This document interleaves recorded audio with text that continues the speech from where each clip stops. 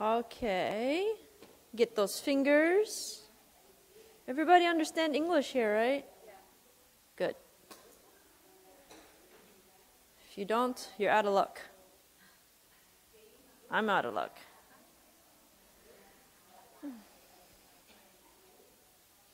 Okay. And as we wiggle our toes. So we have a couple of new faces, a couple of old ones.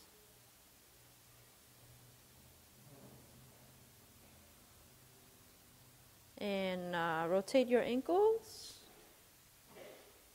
Cô có hiểu tiếng Anh không?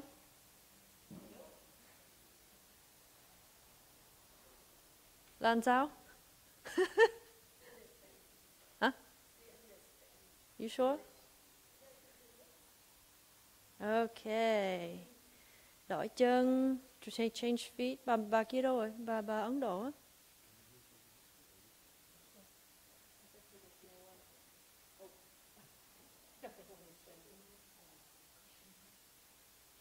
Yeah. And ankles. Or just one, actually. All right. Did everyone have breakfast yet?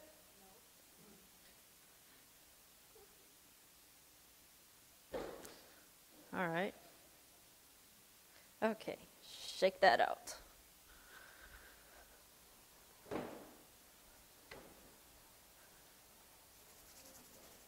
Okay, let's go up and down on the knees a couple times.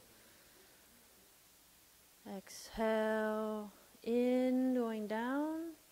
Exhale, going out. In, out. Where's San Diego group? Okay. In, out. One more time. And out. Let's put our feet together, knees together, and rotate the knees in a circle direction.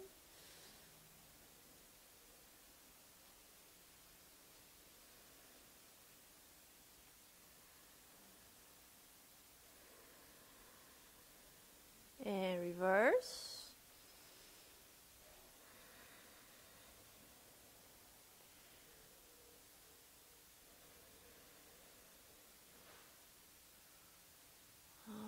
Okay. And relax your feet, open up a little bit, and begin to rotate your hips. So we're going to wait for the San Diego group to come out, and then we're going to do a little introduction, okay? So I see a few people I don't know, and I'm sure a few people who don't know each other. Are we on air, Dan? We're rolling. Anyone watching? Okay.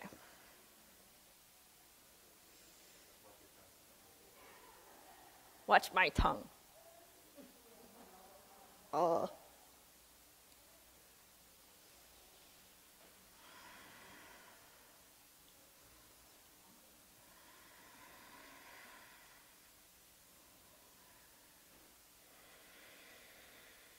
All right, reverse.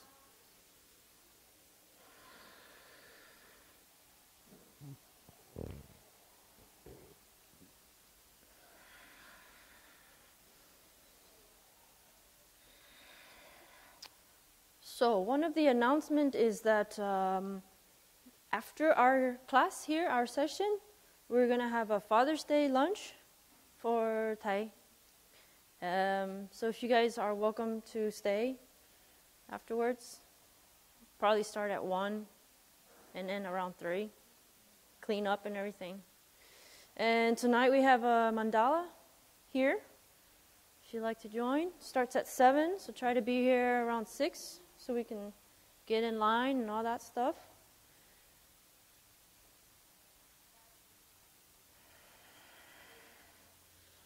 And that lasts until about 9.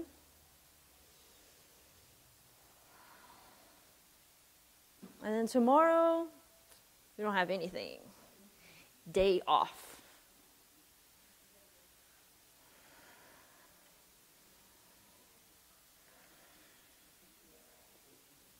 So good to be true.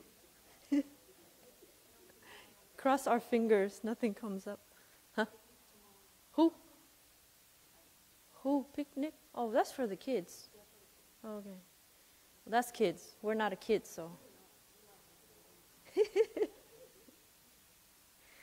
All right, reverse one more time.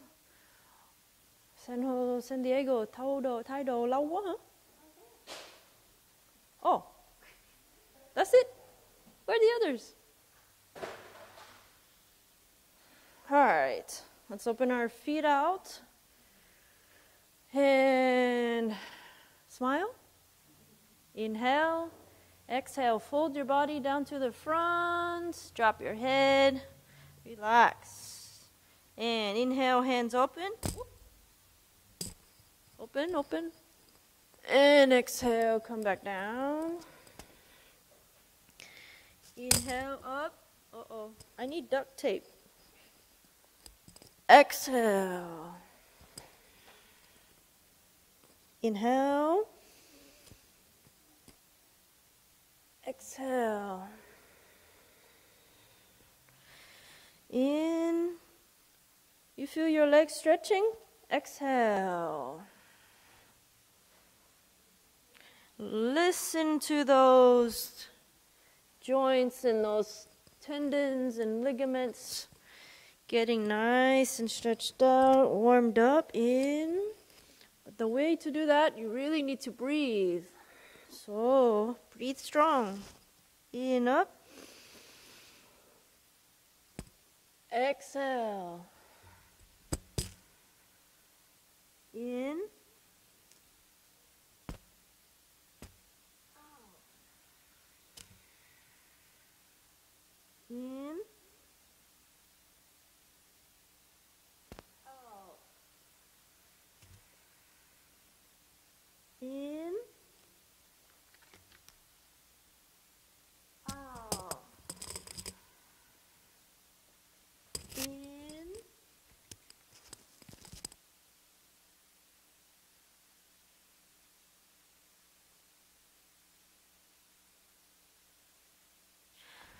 Feel the stretch. Enjoy your stretch. Shake your head as if you're saying no, and relax your neck. Breathe strong.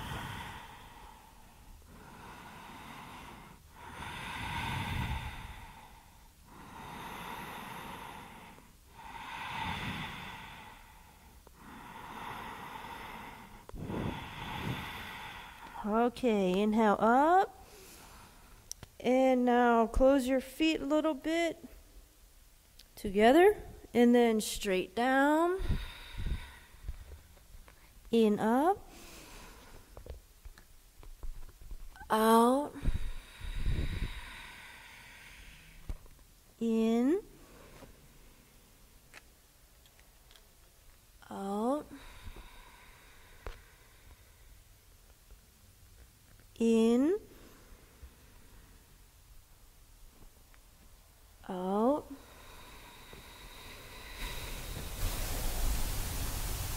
In. Out.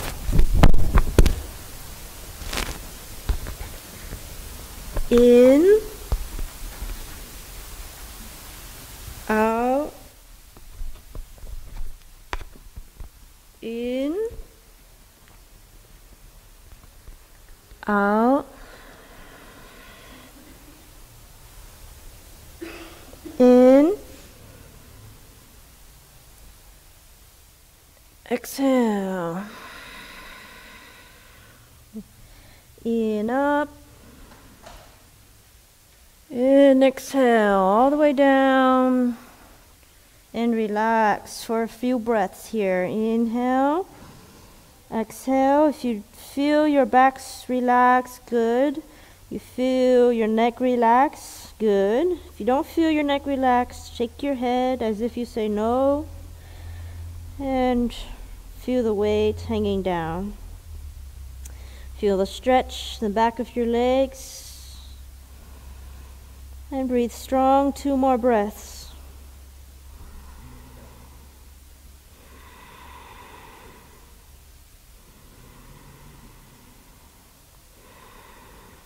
All right, inhale, bend your knees a little bit, up. And now bring your left foot back. Hips square to the front. And exhale, fold straight down. Straight legs. In. Out.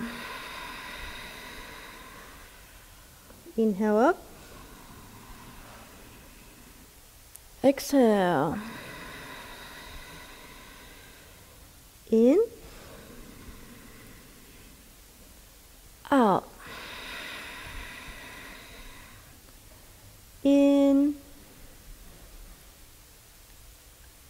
Out. One more. In, up. And exhale, straight down. Fingers on the floor. And breathe 3 times. In. Out. In. Out. In. And out. Bend your front knee. Inhale up. And step back. Change feet. Exhale, going down. Inhale up. Exhale. So you should still feel stretching in the back of your legs. Maybe also around your hips.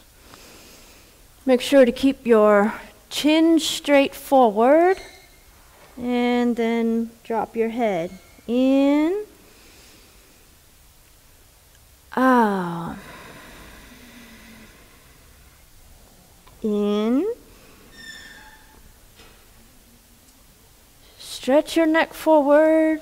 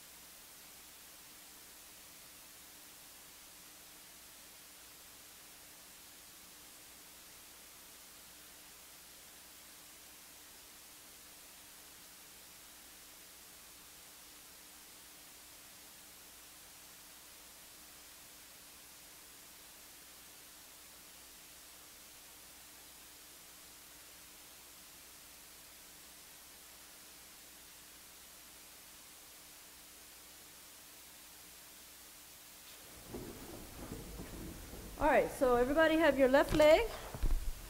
Bring it up to your neck. No. All right, left leg. This one. Okay.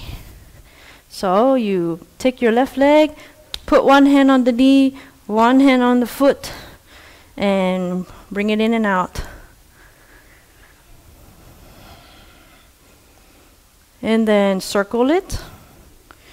So we're just, for the new friends, we're just doing a couple of stretches right now to get pretty warmed up really well. And you can make really good tea service. So, warming up our legs, our joints, especially our hips. Okay, and then take your leg, grab it like a baby. Is this how you hold baby? Okay, then bring the baby close to your heart so you can make that connection. But instead of your baby is your leg. You don't give your leg that much attention, so now's your chance. Say, I love you. I'm sorry I make you stand too much. All right, and then grab your foot and stretch out in front. So you want to grab the same hand, same leg. Inhale, exhale. Stretch it out. So usually the idea is you use your foot and kick your foot out as far as you can. Don't use your hand to try to bring it out. Inhale, exhale, kick your foot out. In, out, and in. Now bring that baby wide. In, out. In, out. All right, and release. Switch legs, in and out.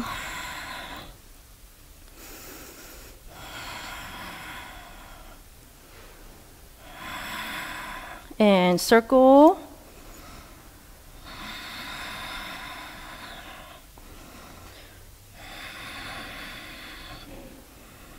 All right, so let's see. We have a couple new faces. We'll start with you right here in the blue. What's your name? My name is Radna. Radna? Yes, I came from San Diego. All right. Welcome. So she introduced me to this class. She told me about the class. And I got the ride from Daisy. Oh, I came with them.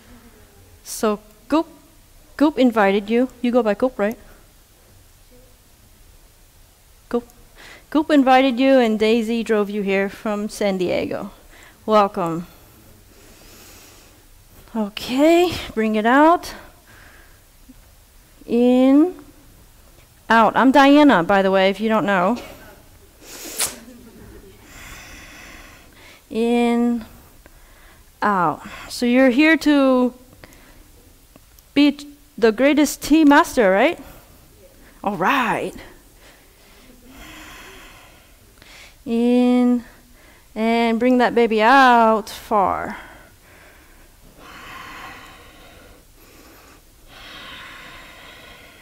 In, oh sorry, out. I'm doing my own thing up here. In, out. In and out all the way.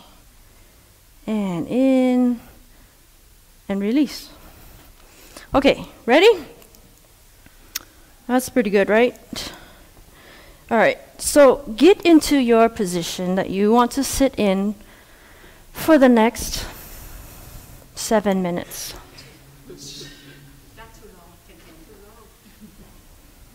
Too long? I can go 14 minutes. All right, so we're just gonna walk you through short sitting just to kind of get you settle the heat that you just built up. So you can cross your legs, you can go sit straight leg, you can whatever, just be comfortable, okay? Okay, close your eyes. You can put your hands on your thighs, over your knees. Just relax. Sit straight. Try not to hunch.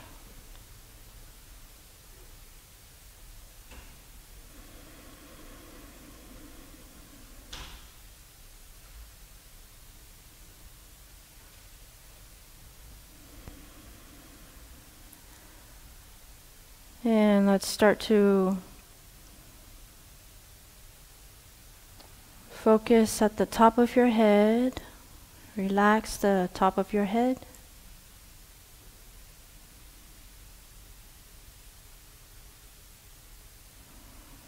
And look at your forehead and relax your forehead. Relax the eyebrows and the space in between your eyebrows.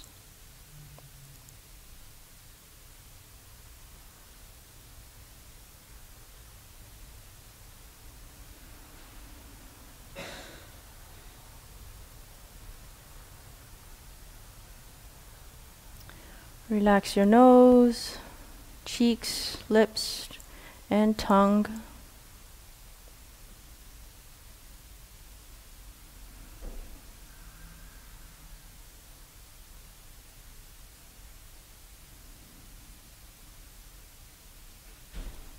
Relax your neck area.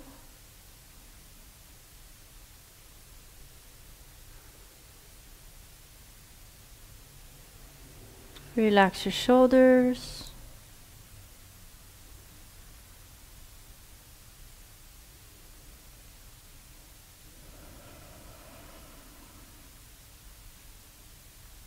Relax the arms.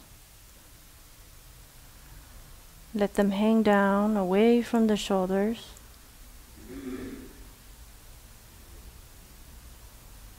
Relax your hands,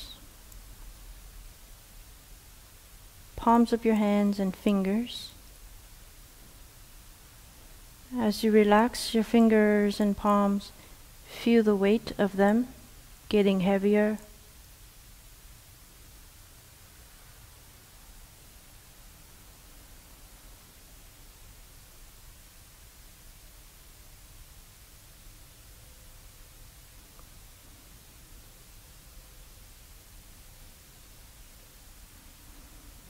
Relax your chest.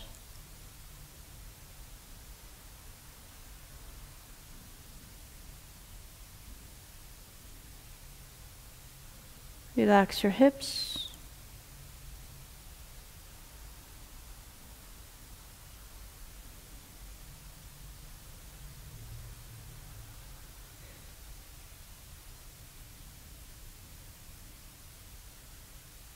Relax your thighs.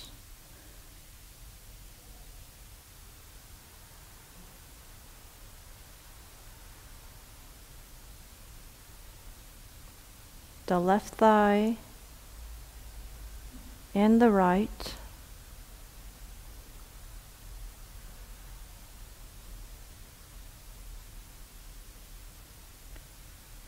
And now relax your calves, the left, and now the right.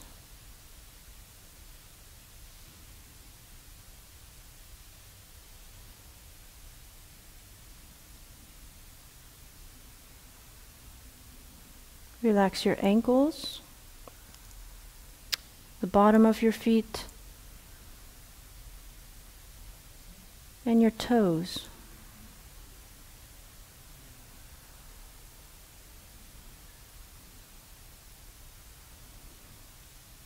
Scan the body from the top of your head down to the bottom of your feet again. If you find any of the body parts still have tension, breathe into that part. And as you exhale, let that tension melt away.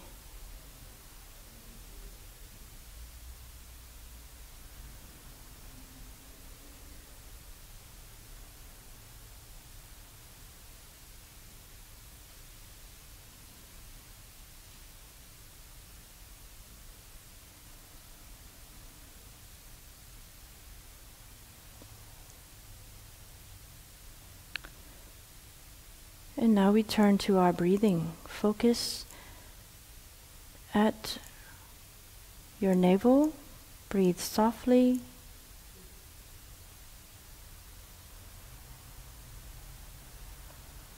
Let your breath become more gentle.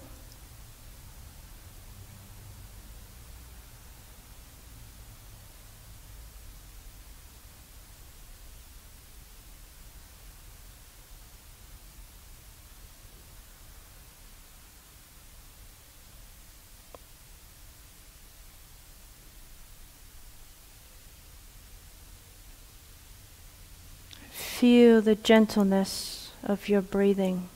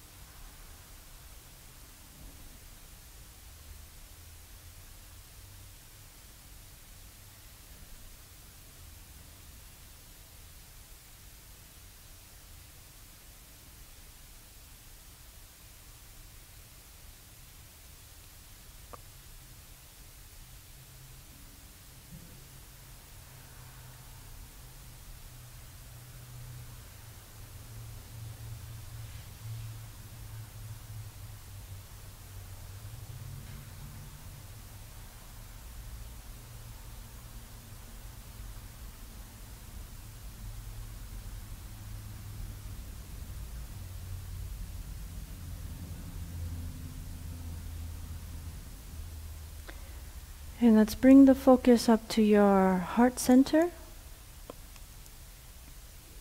Breathe in and out from the heart center.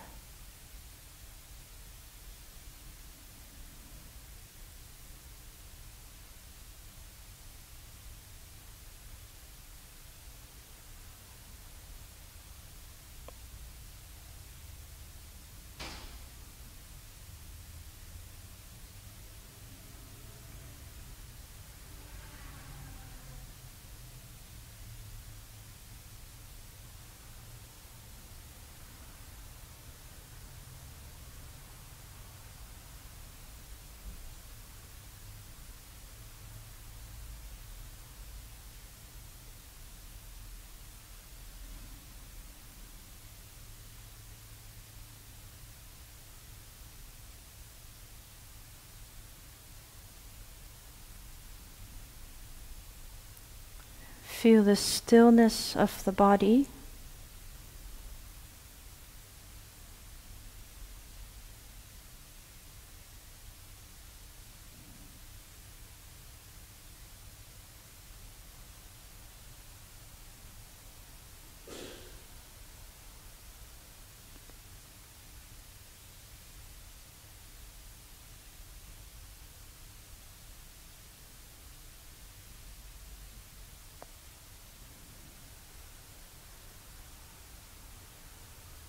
Feel the gentleness and subtlety of your breath.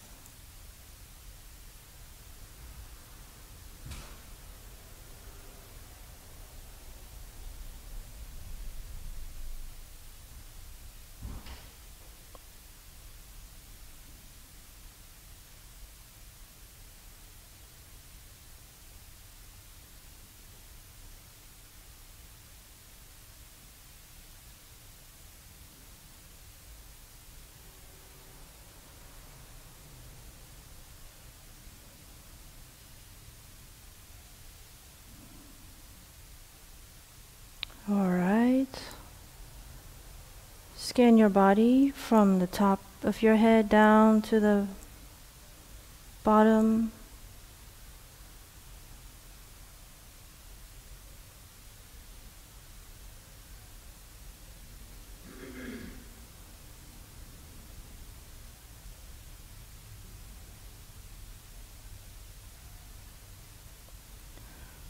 Breathe through your mouth 3 times, gently.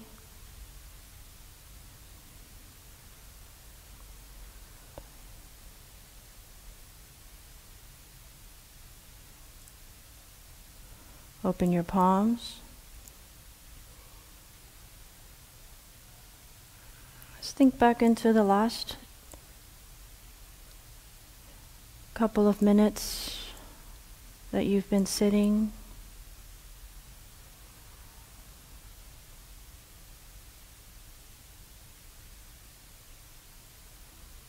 Reflect upon all the goodness that you've experienced.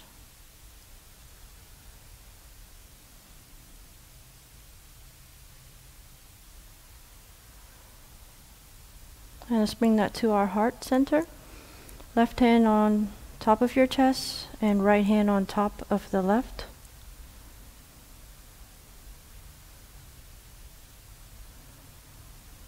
Inhale and breathe all the goodnesses into your heart.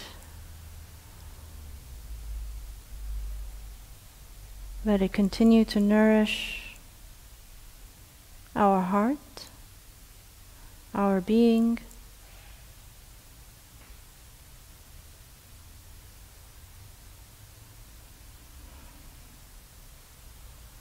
Let's put our palms together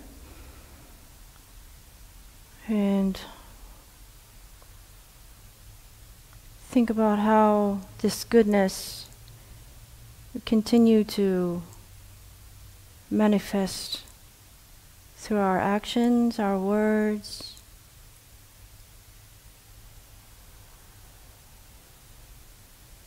How we can be kind and show compassion to everyone that we meet today.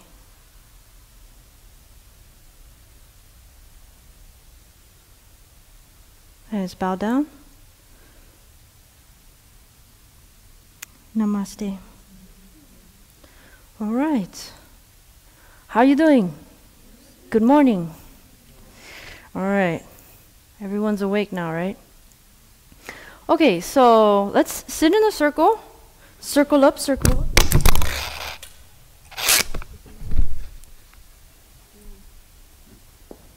This kind of thing is too fragile for me. All right.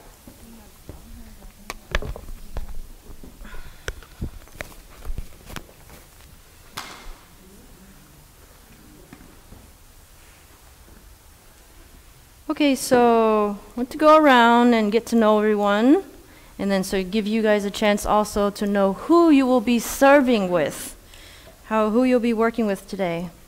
Anyway, want to thank you all for coming once again. All those people who travel from San Diego and giving rides and all that. All right, so let's see. Do we always go to the right or left? Left, someone says. Okay, let's go to the left. How about you start? Tell me your name, where you're from, or maybe like how far it is from here. And how many times you served as a tea master? All right, go. My name is Oh, I need a mic. Sorry. You can use this for now.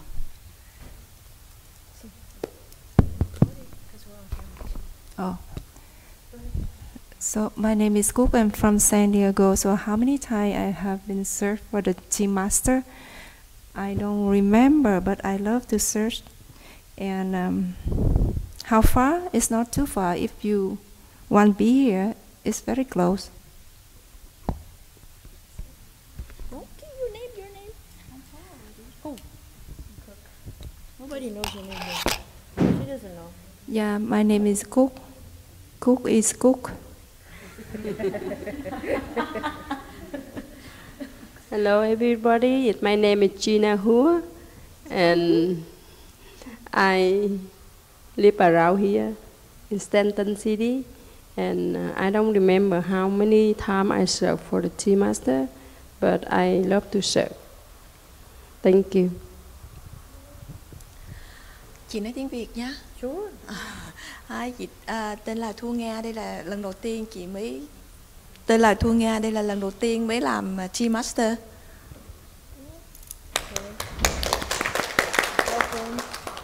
Hello, good morning everyone. My name is Ratna Singh, and she introduced me to the tea master thing, thus I'm here. and I have been attending her class in San Diego. That's how I came to know about Tai Chi as well. Thank you. Great. Tôi tên là Lan Đặng. Thực tập thì nhiều nhưng mà chưa có really search lần nào. Ok. Dạ, tôi là Bích Ngô, thì tôi cũng có được training 2 lần nhưng mà lần nào hình như cũng fail tại cái đầu gối quá là dở. Nên nghĩa là chỉ là backup just in case. Thành ra hiện tại bây giờ thì tôi chỉ là team preparation ở đằng sau thôi. Dạ, cảm ơn. My name is David from San Diego. This is the first time here doing a tea master. Don't know how it is like. We'll practice, and most likely I don't know if I can be a backup. No. I don't know if I have the potential of being like a full serving. Oh yeah, sure. Everyone But, has potential. Yeah, we'll see how it goes.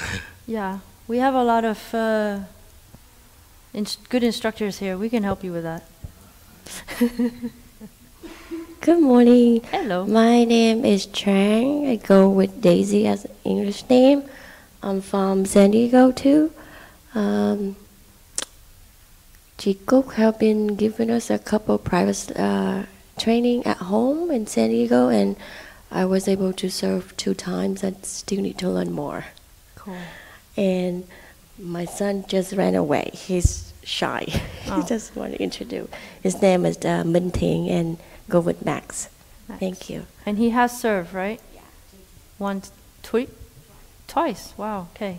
So Max is the youngest tea master so far. He's like 11? Yeah. 11. Awesome. Hello. My name is Quỳnh Lâm. I'm from Seattle, visiting my good friend Lan Anh, and I have the fortunate time to be here. I have heard about Thầy Hành Trường for a long time. Heard about being a tea master, but never really practiced it. So maybe this is my chance, and so we'll be very happy to be here with everyone. Thank you. Great. Thank you. Go Quỳnh, right? Quỳnh Lâm. All right. My name is Lana Din. I'm from Irvine. Probably about 20 minutes to half an hour driving to here. This is the first time I do tea master, and I'm in training, and I hope I can do it. All right. Thank you. Hello, good morning, everyone. My name is Wei from Almani, and I've been served like tea master just 1 time, and now I want to practice more so I can serve. Cool. Good morning, everyone. Hi, Danya. My name is Hu. I live in La Creste Center City. My sister, chị Huệ, she bring me here. This is the first time to learn how about to do the tea master. I try to learn, and hopefully I will do the right thing. Good morning, everyone. My name is Tu. I live in LA, and I don't know how many times I've been served. I don't know, but I will continue to serve the tea. Good morning, everyone. My name is Kim Han, and I live in Downey, so it's about half an hour away from here. And I've been serving as tea master many times. So looking forward to do the next one soon.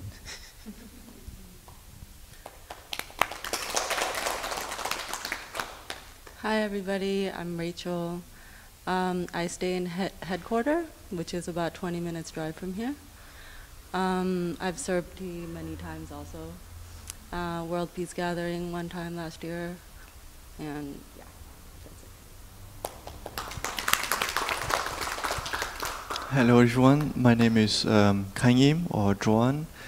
I think I served once at the World Peace Gathering. and I also live in headquarters. Morning, everyone. My name is Nin. This is actually my first time to be learning to be the tea master. I tried to get it last time when we have the WBGs, but I don't have time to get trained, so hopefully I can make it this time. Cool. Thank you. All right. So everybody knows everybody, right? So it's Pop Tess. What's her name? Cool. What's her name? Her name? Thu Nga. Thu Nga, right? And then, oh, what's her name? Ratna. Okay. And then what's her name? Lang. And then what's her name? I don't know how to say that. But okay, what's his name? What's her name? Daisy. What's that pillow's name? Supposed to be Max. Mun, what is it? Hiding. Okay. What's her name? Quỳnh Lâm. And her name? Lang An. And Lang Em. Okay, cool. And her name? Huệ. And then her name? Thu. Thu. Okay. And then what's her name? Thu also.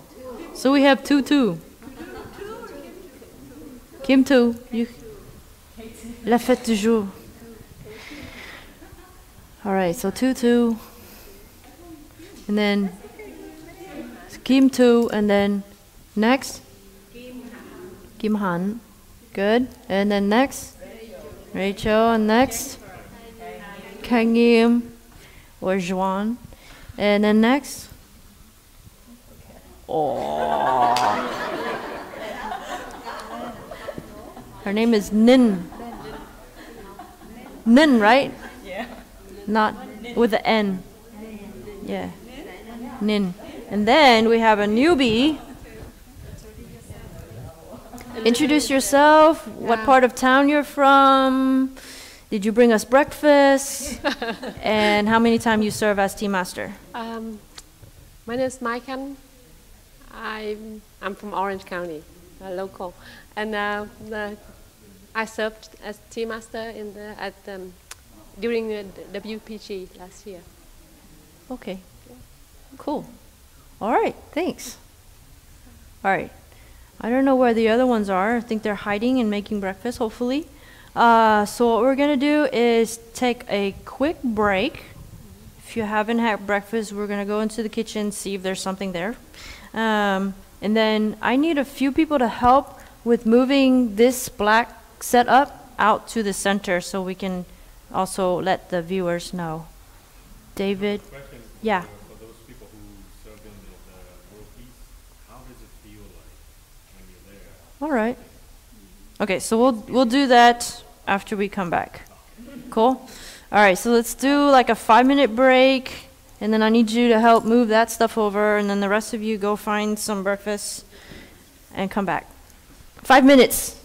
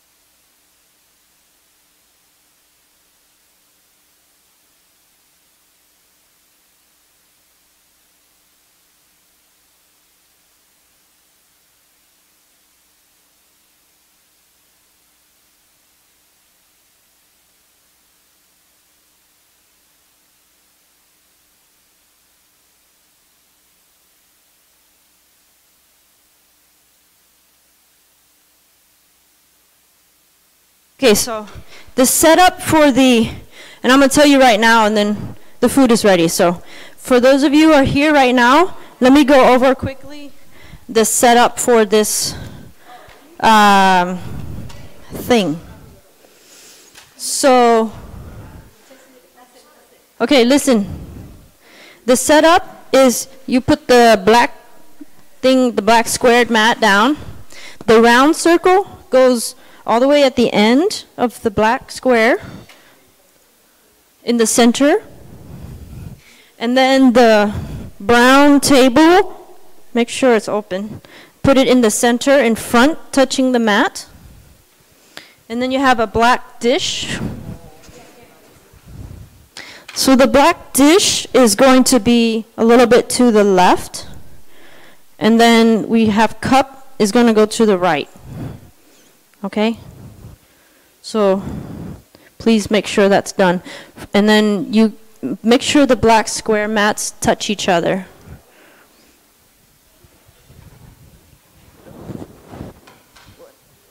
Today? I think 17 or 18. Oh, I don't know. I didn't count. Yeah. Okay, cool. So I am told that breakfast is ready. So go in, grab something, have a drink, come back out, and we're going to move on to the next part of the course.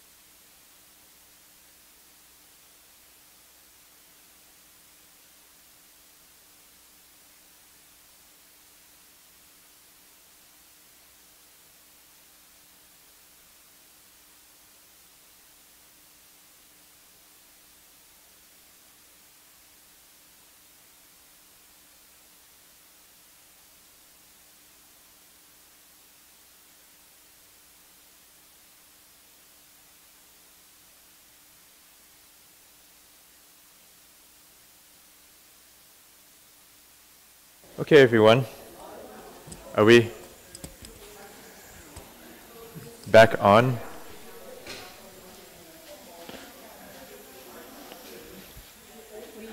Yeah. So if we can get everybody to kind of gather around, you can take the guest seats if you like. Yeah, or wherever, just kind of gather around where you can see, because we're going to have Diana be a model. Be a model. And she's going to walk down the runway and strut her stuff in T-Master style. But actually we're going to do a demo so you can see what the form from beginning to end looks like.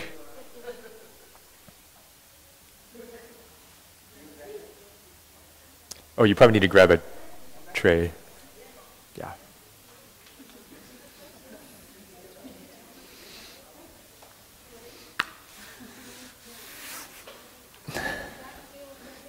How was the exercise this morning? Good.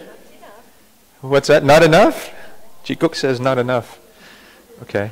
Well, we have limited time, unfortunately. So we could go on for ages.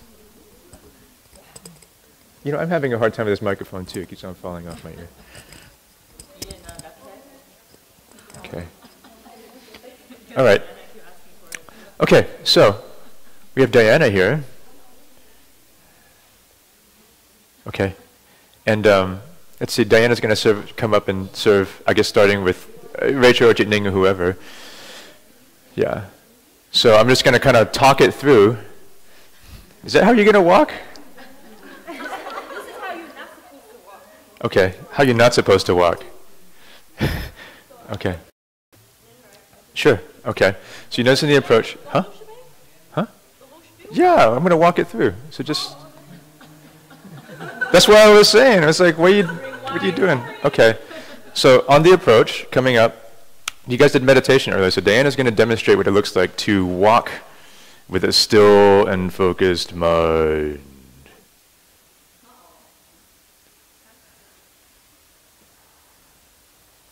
And what Diana should be doing is focusing on nothing else but the steps in front of her. And she's focusing on her heart center. And breathing very gently, deeply, in a relaxed manner. Okay, so she'll stop at, so ideally we're each going to serve two people. So you'll know where you're supposed to stop. And so she's stopping at the first person she'll serve, and then she'll turn towards the guest at this point. There's a step out first, okay, and then a pivot of the foot, okay. And notice that the distance is just right, because you watch when she kneels down, there's enough distance for her to set the tray down in front of her. So now she'll take 2 breaths. It's always 2 breaths between each movement. So when she starts, she's already done her 2 breaths, then she'll reach for the pot with her right hand. Okay. And then she'll place her left hand on top of the lid. What we're doing for consistency is 2 fingers on the knob of the lid. Okay. And then she'll reach over and she would pour into the cup, the appropriate cup. The cup will either be inside or outside of the tray, and that will determine which tea you pour. We'll say more about that later. Okay, and you have to pour very slowly with this kind of teapot. It sort of forces you to move in a very mindful manner, because otherwise it'll spill all over the place. We're not going to use any liquid today, but in the future we'll do that. So she's done that in 2 breaths. And actually, we should rewind, because we actually already messed it up. You forgot the bows.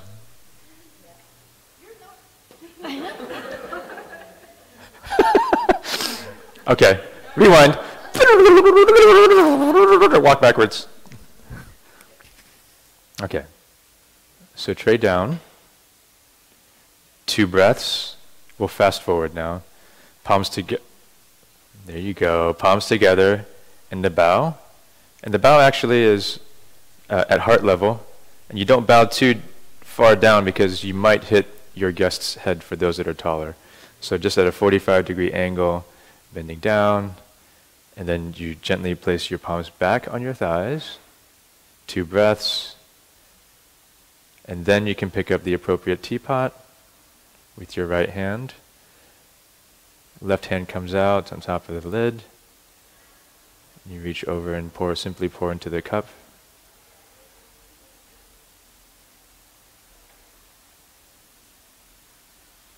And this is just a physical form. We're not synchronizing it with the breath yet. We'll go into that later. Okay, hands back on the knees. 2 breaths. And now, after those 2 breaths, she'll put her palms back together and a bow. And again, hands on the knees, 2 breaths. And after these 2 breaths, now you're ready for the transition to serve the next guest. So the tray goes first, sliding it down, just enough distance to where you can gently slide over on your knees without too much exertion. So once you move the tray, there's 2 breaths, and then you slide over.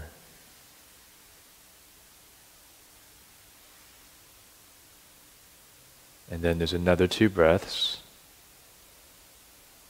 and then you slide the tray again. And this can be done 3 to 4 times. You don't have to do it. It's just, how according to your body and your sliding span. So Diana's going to do it in 3 times. So 2 breaths between every movement. That's one of the key things.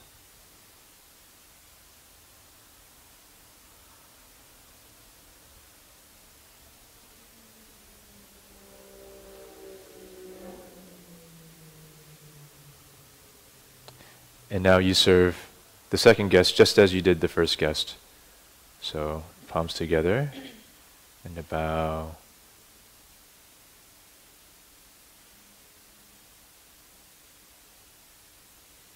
Two breaths. Right hand reaches for the teapot. Left hand reaches for the knob, 2 fingers out. And then serving the guest.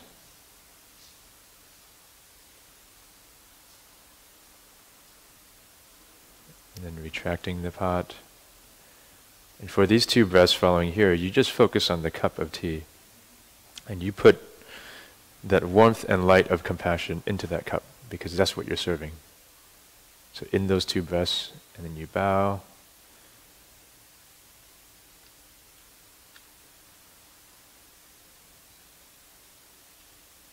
Okay, and now that you served your last guest, you actually move your body facing the host. After 2 breaths, you'll face the host. So you turn 90 degrees facing the host.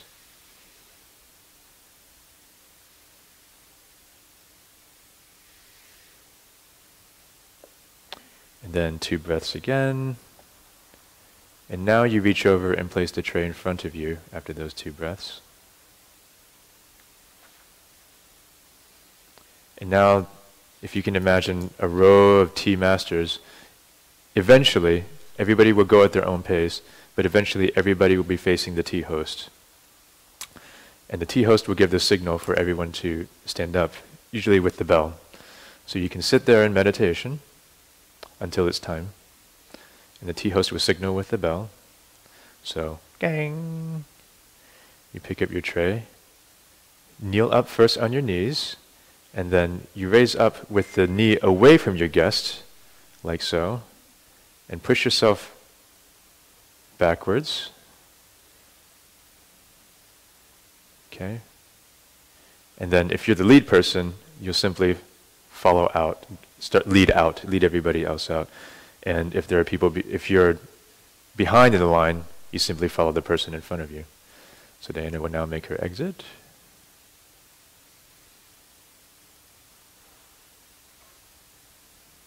mindfully walking with impeccability, purity, and perfection. And that's it. So for most of you who have served at WPG already, this is nothing new, right?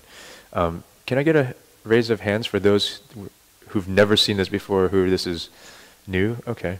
I'm sorry, I didn't get your name? Aratna. I'm Dan. Nice to meet you. Yeah. How did you hear about the session, the tea training session? All right. Oh, okay. So you're from San Diego? Great. Wonderful. Welcome to Orange County. All right. Anybody else? Yeah. Oh, great. You carpool together. Wonderful. All right. Anybody else who hasn't gone through the practice of serving somebody yet? Oh, sorry, I can't see. Oh, okay. Dạ xin lỗi, tên bác là gì ạ? Quyền Lâm. Okay, Quyền Lâm. Great. Cảm ơn bác. Okay. So now, I think we'll just go through the steps. We'll talk about synchronizing the breath afterward, but let's work on the impeccability of the form. We're talking about the physical body and the physical form. So maybe we'll split off into groups. There's just enough of us here. Groups of 4. Okay, so we'll take turns, 2 people serving, 2 guests, and then you swap. Some key things to remember is, let's just talk about the form, the 2 breaths in between. So the kneeling. Who here is let's see, maybe we can get Chị Cúc, Chị Thu, Chị Kim Hạnh, and I'm trying to get group leaders. Anybody else want to volunteer to be a group leader who feels pretty? Rachel, okay, great. So we'll have these 4 people, so team up with these 4, that should be enough, and again we'll take turns and then just follow their guidance, and then Diana and I will walk around and just kind of check, and then we'll come back together and we'll try serving together and see how that looks. Anybody have any question on what the form looks like, or the steps, the specific steps in the form?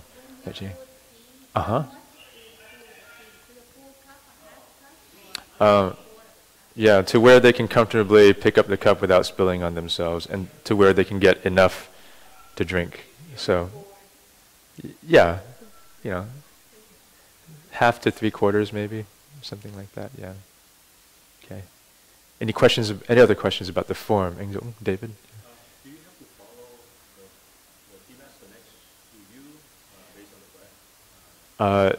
Like each one of us, different pace? Yeah, good question. You don't have to be in sync. Yeah, because you know, the person next to you, their 2 breaths might be slower or faster than yours.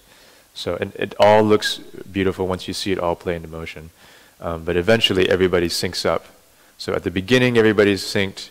At the end, everybody is synced. But in between, it's just kind of up to the pace that let your breath lead you, and everybody's breath is different. So, okay, good question. Thank you. Any other questions on the form and the order of the steps? We're pretty clear on that. And again, if you forget, then the group leaders will guide you. So let's break off into groups of 4, and raise your hands, group leaders, or stand up actually. Jikok, you can stand up. Rachel, you can stand up. Jikim Hag, yeah. Yes, go ahead. Yes. If it's working out for us, Uh-huh. we just try try to walk first for 1 round. Sure. Feel comfortable, not stumbling. Okay, yeah. We have the trays actually set up, so yeah, get with your group leaders. They'll work with you on walking in. Trays are back there, so you can go pick up your tray. There should be enough for everybody. Yeah, we should practice with the trays just from the get-go. And then we'll identify where there's areas to focus on practicing. Yeah.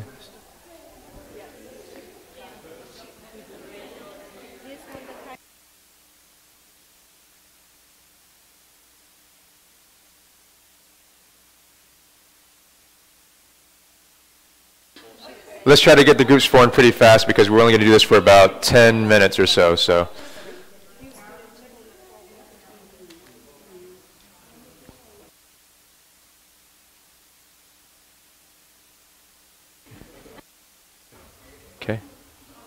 Okay.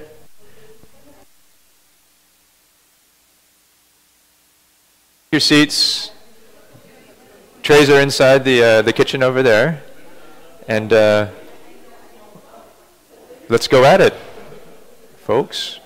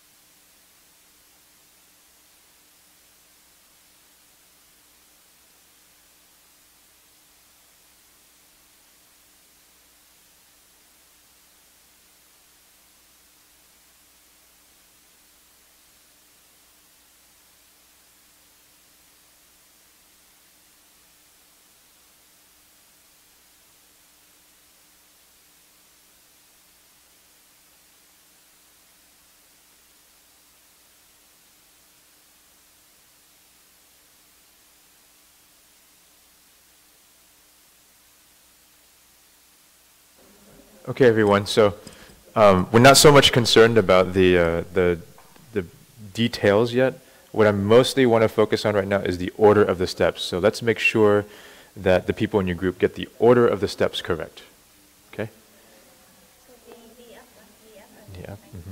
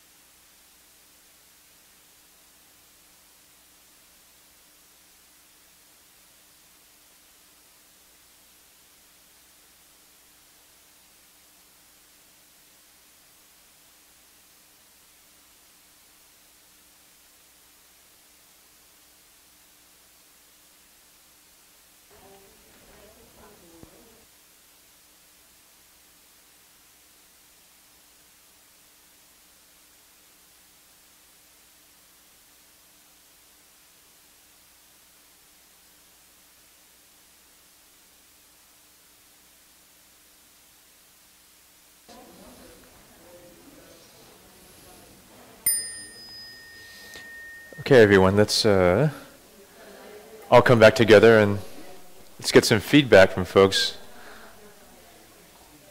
And we're going to break down and refine now. But yeah, I think everybody seems to have the basic steps, it looks like. But let's get some feedback from folks. You can bring your trays in here. You don't have to put them back in the kitchen, it's okay. We're going to use them again.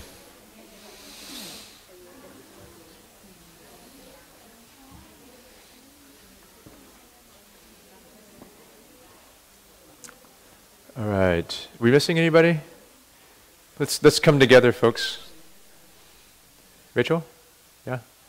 Let's come together. Yeah. Okay. Minh Chi, con có muốn tới đây không? You want to come here with us? Our most junior tea master. All right. So, how about feedback from about what was difficult, especially for the newer folks? Was there anything that's in particular that was challenging? Okay. Sitting in this position, so right now I have a lot of tension. Okay. Here, so I can't really sit without taking the support. I see. Oh, so you can't, sitting like this, I see. Hard policy. I can Okay. maybe just a practice. So here it's very hard for me to hold hard. I see. So flexibility in the thighs and knees. Yeah, okay. I didn't know that I can sit like that. Yeah. So more Tai Chi with Gok here. Yeah. Yeah. Mm-hmm. We need a microphone over here. Where's? Okay. Yeah. Yeah. So I'll just repeat for the folks that we're on the air live. So was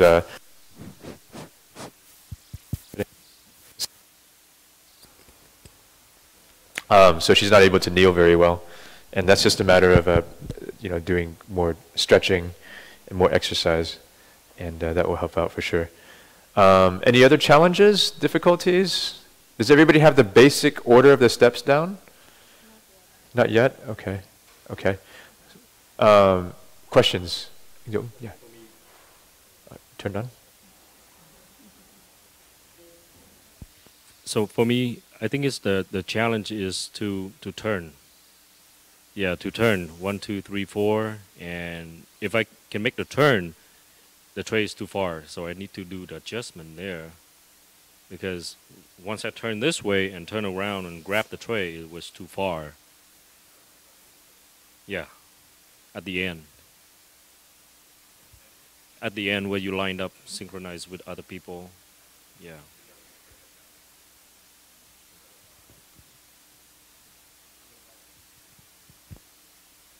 Demonstrate, because I don't know where Diana is. Okay, well here, I'll do it too. I can do it. So, what I want to practice for this run is just focus on, this seems to be a common problem, is you were talking about the end, but I'm going to talk about the beginning too. Because sometimes people end up being way out here, and then it's like, that's how one person is like, okay, how do I, yeah. And then I see another person who's right here, and then they do this, and then okay, you have to do that. So the breakdown of the step is that you're going to walk. There'll be an aisle at the actual event, so you'll walk here. I'm walking a little bit faster than I normally would, but then you'll step out, and then you'll pivot your foot to where you're centered with the guest.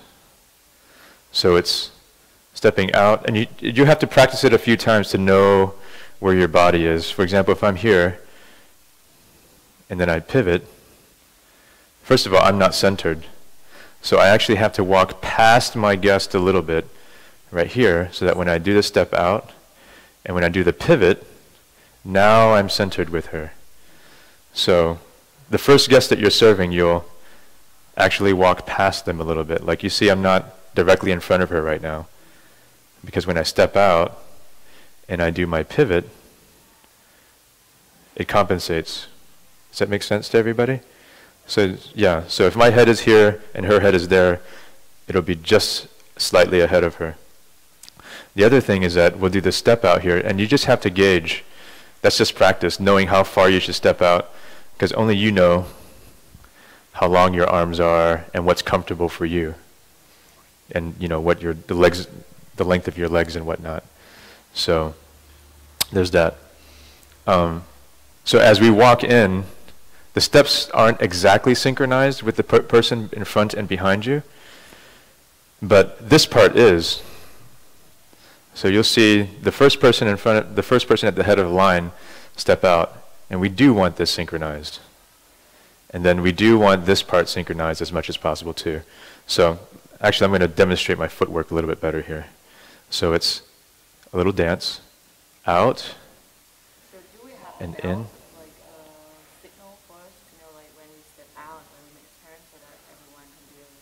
Does the tea host ring a bell there? No, right? So you follow the person in front of you. Yeah. So yeah, I'll say more about the breath here in just a second, but just the form is stepping out, bringing it together.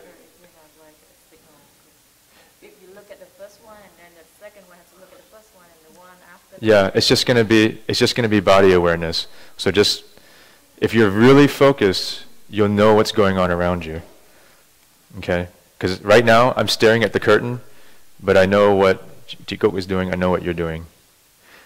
It's sort of like I have eyes in the back of my head.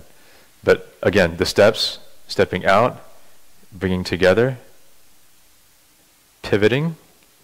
On one foot, you can see my feet kind of do like this right angle thing, right? So I kind of do like this, and the body follows. Has everybody got that? So, out, feet together, pivot, feet together. It's a nice little dance, right? Pretty easy. Okay, so now, if we wanted to do the breath, you can do in, and out, and in, and out. And you can take one breath here in, and you can do out. Okay? So let's work on just that part. So we can go back to our groups, play with the distance. You know, so when you're walking, you want to walk in a straight line, so you're just following the person in front of you. Your head is aligned, your body, your whole body is aligned with the person in front of you. And then at this point, you might be a little bit different. But again, it's just a matter of practicing so you know what distance you are away from the guest. Enough to where the tray can come in between you and the guest, and enough, and not too far where you can't reach the teacup and spill it all over the place. Okay? So, and then the breath too. Remember to synchronize the breath. In, out, and then I'll do it this way. In, out, in, and then out, kneeling down, and placing the tray down. Okay? So we'll go through that series of steps. Any questions on that? Okay, so let's go back into your groups, and let's just practice just that part. Make it smooth, follow your breath, and play with the distance between you and your guest. And try to gauge that. Okay? Somebody's tray. Get this back to you. Yeah.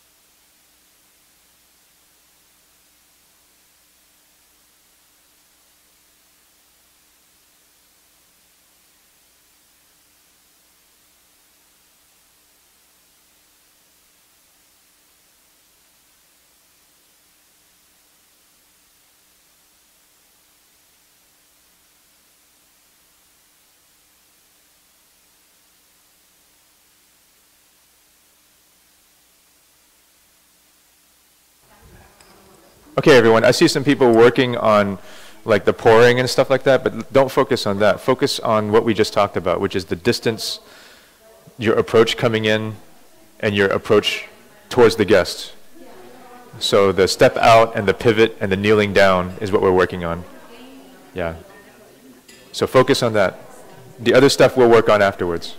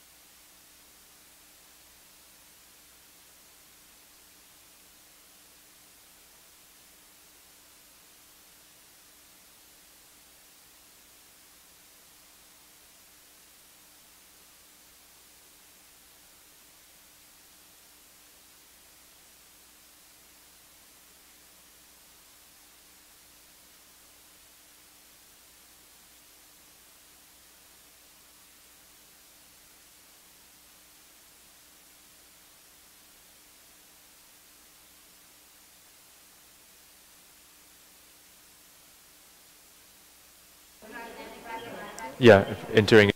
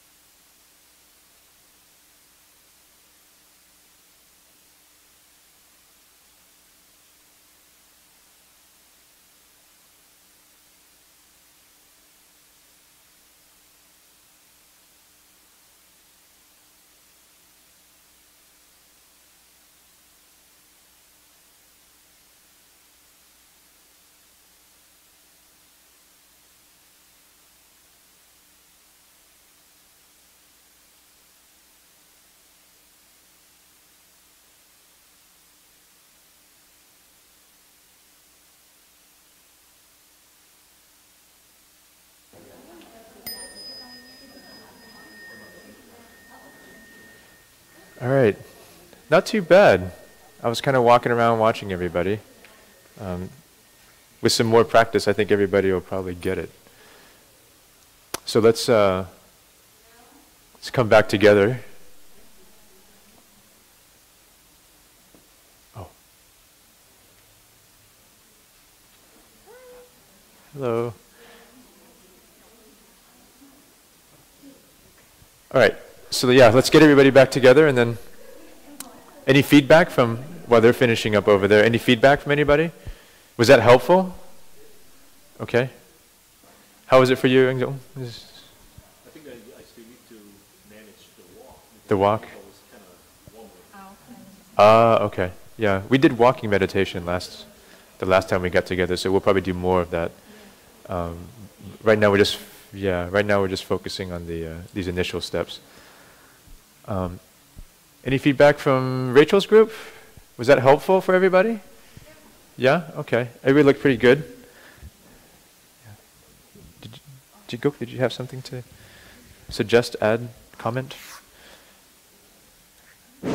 My group is just have like two, but we need to focus like Hagim show us how, because when you walking meditation is you step each one and you feel and you touch on the floor, the heel and the toes, it completely down and touch the floor. So that's help you to focus more. So that's a hard part because like David said, every time we walking on the aisle on the walking meditation, we didn't know the step very important.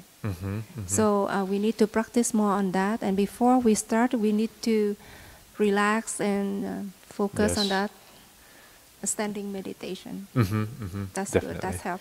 For now, I just practice her only the walking only. Oh, the walking only. Yeah. Okay. Yeah. Maybe we'll move into that a little bit, but. That's help you to your posture and your standing and your head and your eye and look forward. That part we just practice on that first. Okay. Okay, good. Yet. Yeah, I mean, when it all comes down to it, it's really about the body awareness. But the body awareness really comes from that centered sense of focus. I think Diana took you through a meditation short meditation earlier, right? Everybody did okay with the meditation? Did you feel a sense of stillness when you meditated? Yeah? So we want to be able to recall that, and we have to practice it though. So practicing as a tea master, you're going to have to do seated meditation daily, or as much as you can, but daily is really good. 15 minutes, great. 30 minutes, even better. Ideally, 45 minutes. But start with at least 20 minutes. The best way to start, if you don't have a meditation practice yet, is download the app. Do a search on, if you have an Android phone, Google Play Store. Do a search for Integral Meditation. Or if you're an iPhone person, then go to the App Store and same thing, Integral Meditation, and it'll come up.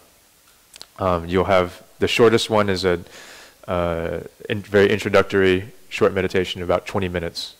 So you just hit the play button and just sit and follow. It's actually Tay's recording. So you can follow his guidance, and then at the end of it, you can kind of rate yourself. Did you feel the sense, did you feel relaxed? Did you feel the sense of stillness? Did you feel the serenity? Being relaxed has to do with going through, from head to toe, totally relaxing the body, because you cannot feel stillness unless you totally relax the body first. And then from there you have a sense of stillness, and it's very peaceful. And then your mind may still be moving, but then when you start to focus on your heart center, then the mind starts to become more and more still. The thoughts come and go, but it's not anything bothersome. You can just come back to here. So if you can do that, when you practice more of that, when you start to do the serving as a tea master, you can recall that, and you realize that this peace, this stillness, this serenity is always right here. So whether I'm walking, whether I'm kneeling down, it doesn't matter. I have that sense, and I can share it with somebody else. So that's the whole idea with the serving the tea. It's not just the tea, but the tea represents something. Is representative of something. Okay. So we'll go through that. Just a real quick pointer, because I saw somebody do this. But if you walk, let's say for example, I'm serving Ingzong here. If I've walked too far out, when I do this pivot motion here, once I do the step out and the pivot motion, my feet don't have to be touching when I do the pivot, by the way. So I can make up for it by just doing like this, you see, and I can center myself. So if I keep my feet together here, then I'm off center. But I realize, okay, I made a misstep, so then I can just do like that and re-center myself. It's a little cheat move. Don't tell anybody. Okay. So now, let's all do it together. Let's see, how many of us are here? 1, 2, 3, 4, 5, 6, 7, 8, 9, 10, 11, 12, 13, 14, 15, 16, 17, 18, 19, 20. Let's say 20. So let's have 10 people serve. Oh, we only have 8 seats though, huh? One left? Oh, really? She did really well. I mean, I thought so for her first time. Anyways, so let's have 8 people serve. So let's just have 8 people line up with their trays back there, because we only have, 1, 2, 3, 4, 5, 6, 7, 8. So 8 people line up, 4 and 4, and then we'll take turns serving. So everybody else who's not serving this round can just be a guest. Yeah, let's bring him back, because it'll be more consistent, and it'll recreate the real feel of it all.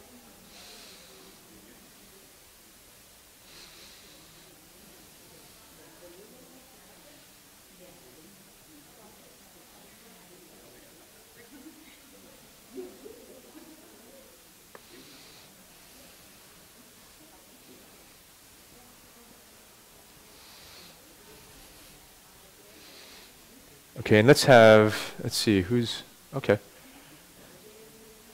Yeah, so we need 2 lines of 4 to walk up the middle aisle here and then fan out. Okay.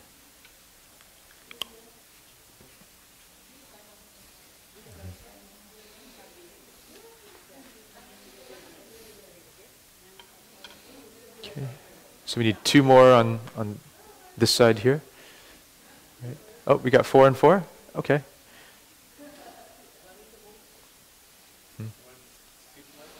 Yeah, let's fill in. So maybe we can have anybody who's not serving, we can have fill in with the seats here. Yeah. Great. Okay, Rachel, you want to have a seat? Mai Khang, you want to sit down and be a guest? Hello, by the way, Mai Khang. Okay. So let's. This is the center here, so let's kind of come together right here. So this line needs to come closer and be more you're standing almost in the center, Chi, so maybe you can move out. Yeah. Maybe you can stand on the taped lines. That actually works pretty well. So you stand on taped lines, this line stay on the taped lines. There you go. Too close? Okay, then you can come in. There we go. And then you'll walk this way and then come out this way. Okay, cũng được nữa. Good. As long as it's just a practice run. In real life, it'll be a clearly marked aisle here and a clearly marked space for the serving. So, okay. But yeah, let's go ahead and do a run. See what happens. So.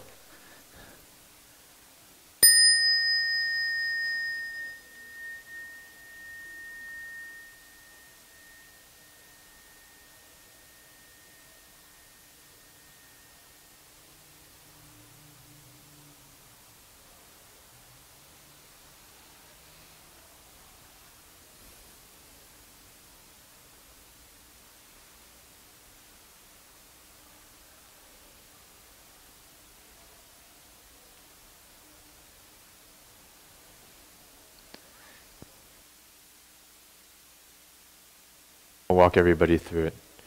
Okay. So inhale, step out. Exhale, bring your feet together. Stay in sync with the person in front of you. Follow my guidance. Inhale, pivot. Inhale, and then exhale, coming down.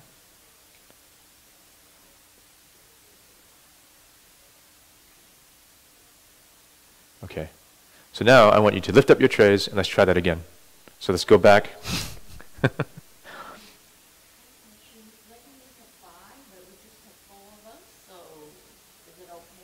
Yeah, just serve the empty. Yeah, just serve the empty guests. Yeah, pretend there's someone there. Pretend all these cushions are filled up. Okay. So let's line back up.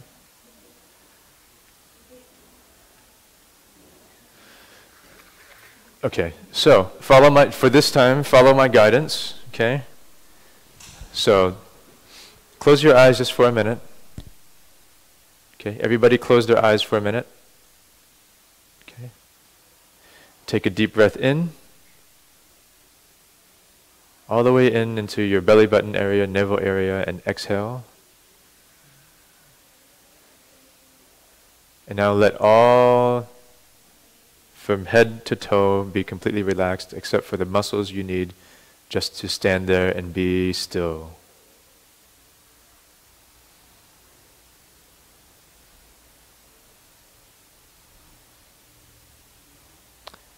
And as before you walk, focus on your breath. Focus on your heart center. And allow your breath to be natural and gentle. And as you walk, be mindful of each step. Be aware of each step. And allow your breath to fall in rhythm with each step.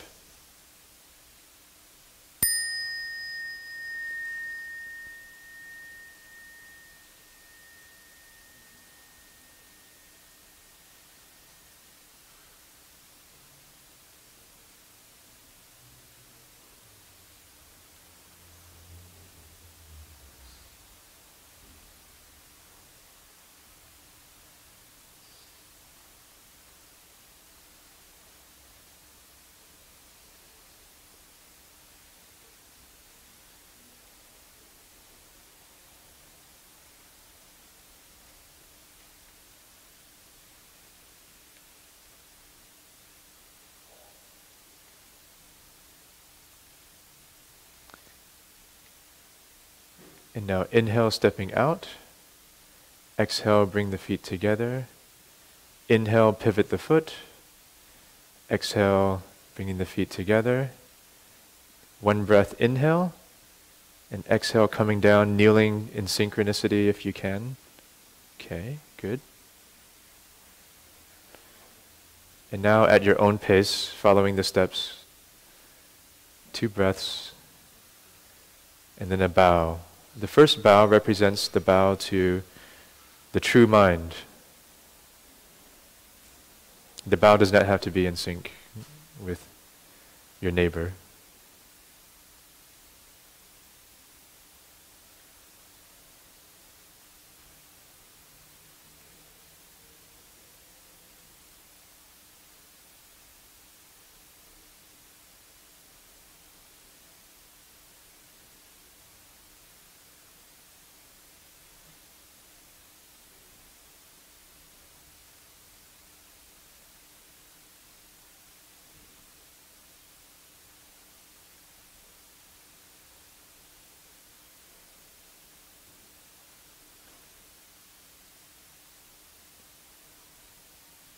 Let your breath really settle as you serve the tea.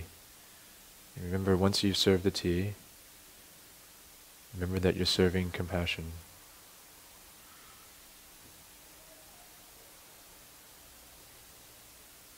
The second bow represents a bow of gratitude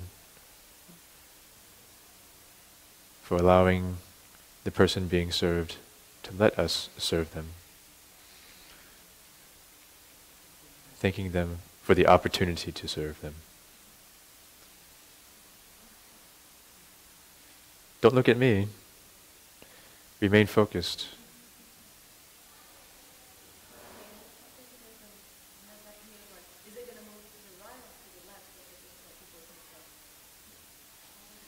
It needs to move towards the host.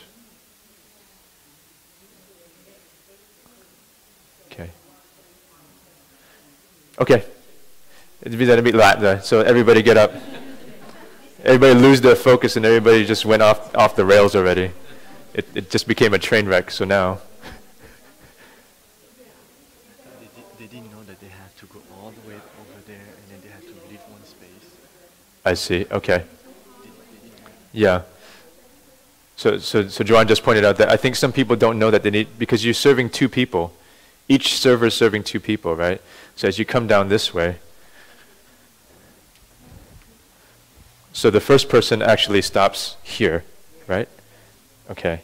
And then there's a space, and then the next person stops here. Clear? And then there's a space, and then the next person stops here. Okay. Yeah.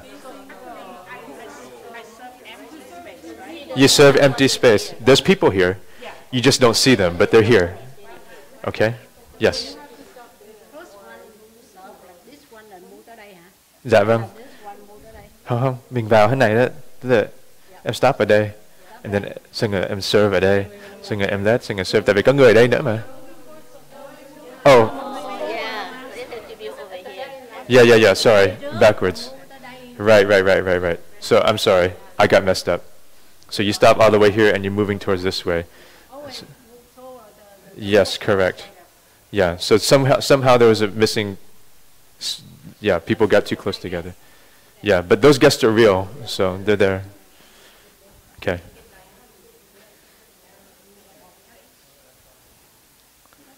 Yeah, it's okay. Just pretend there's someone there. Okay. Rồi. Now, for the tea masters, again, allow yourself to relax. Take a few deep breaths. Remember to be mindful and aware of where your body is at this moment right now. Focus on your heart center if you can.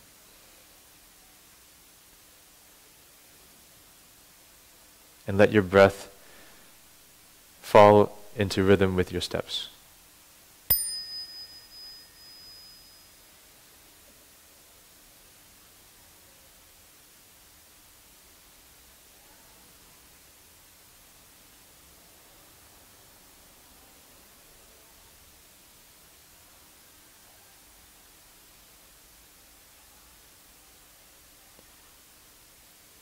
Every step, every motion is actually led by your breath.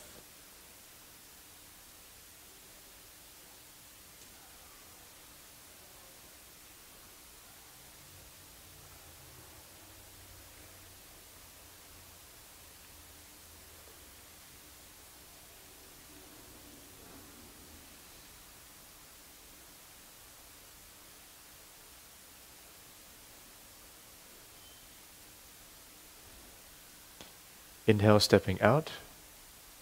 Exhale, bringing the feet together. Inhale, pivot.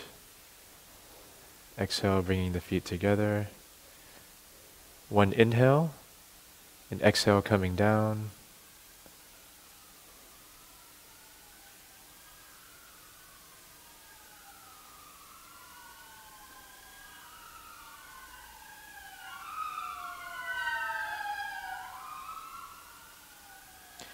And again, let your breath lead each movement.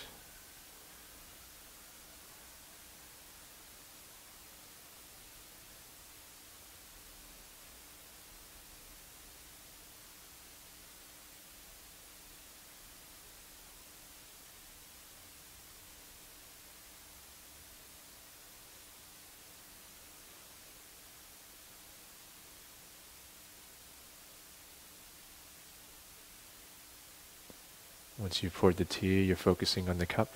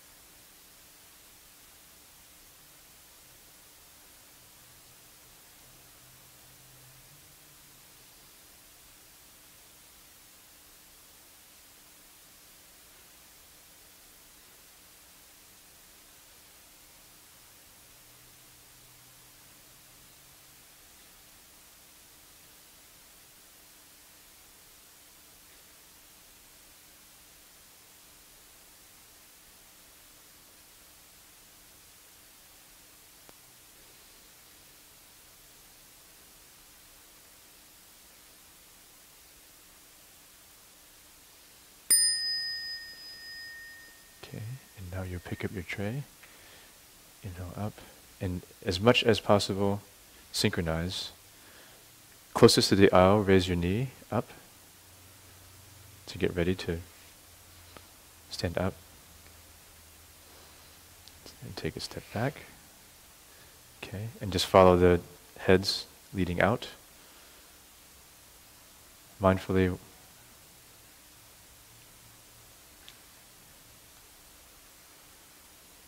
walking, letting the breath lead each step.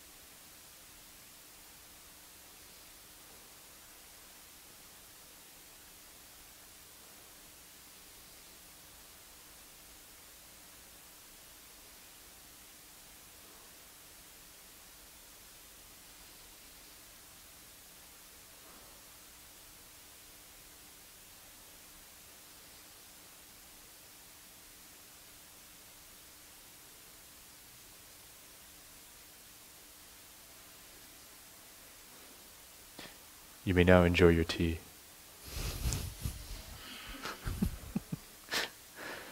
Okay, let's have the tea masters come out.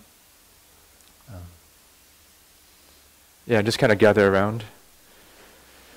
And Tay is already here, so let's do some quick feedback. As tea guests, what did you guys notice? Anything you want to share? Rachel? Oh, microphone.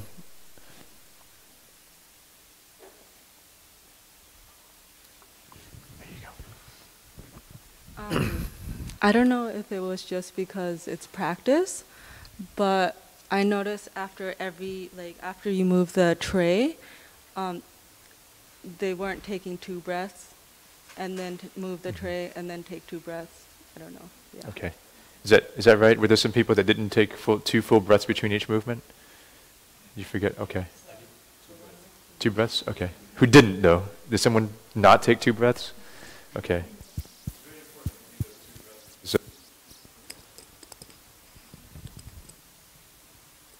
Those 2 breaths is how you share the sense of peace and serenity with the other person in front of you, with the guest.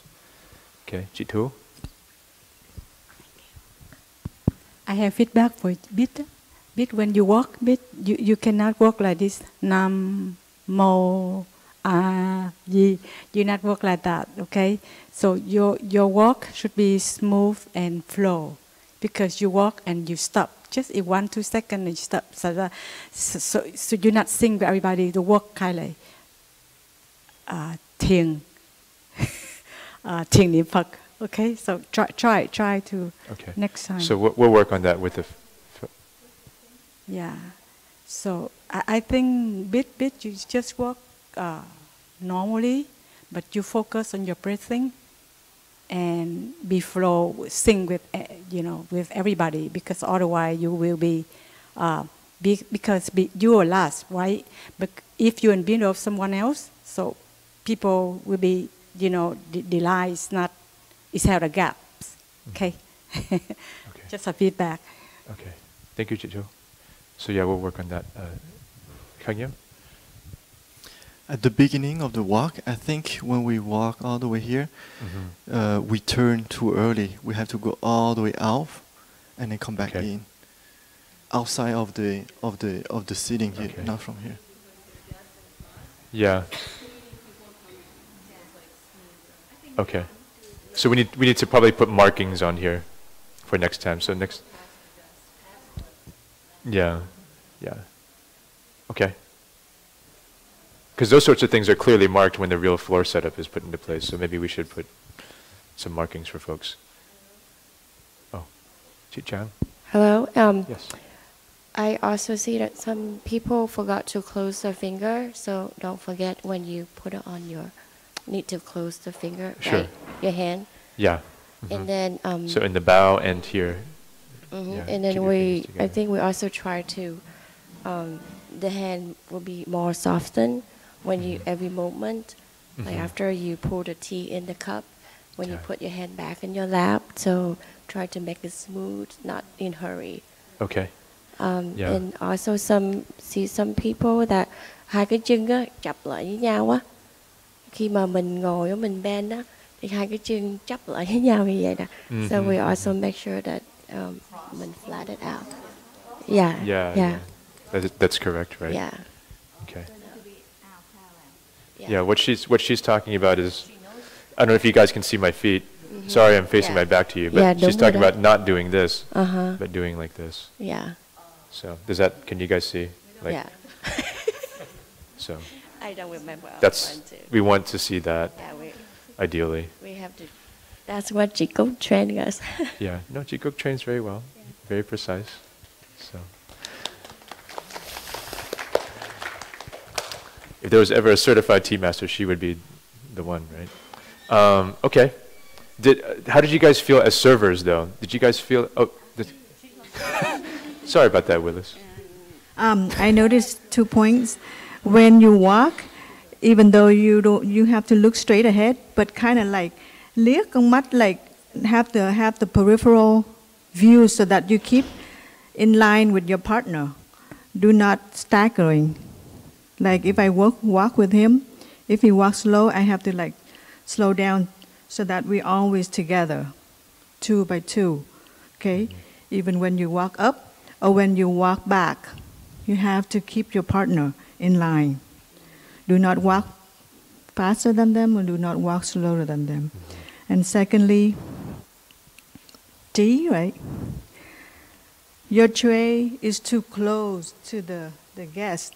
So when I bow down, I don't want to hit my head with your head because you have longer legs. So when you step in or you step out a little bit further. So when you down, you put the tray a little bit like 3 to 4 inches away from the guest tray. So when they want to bow back in respect, they don't want to, see it with touching head. Okay? That's all. Thank you, Chimakai. Okay.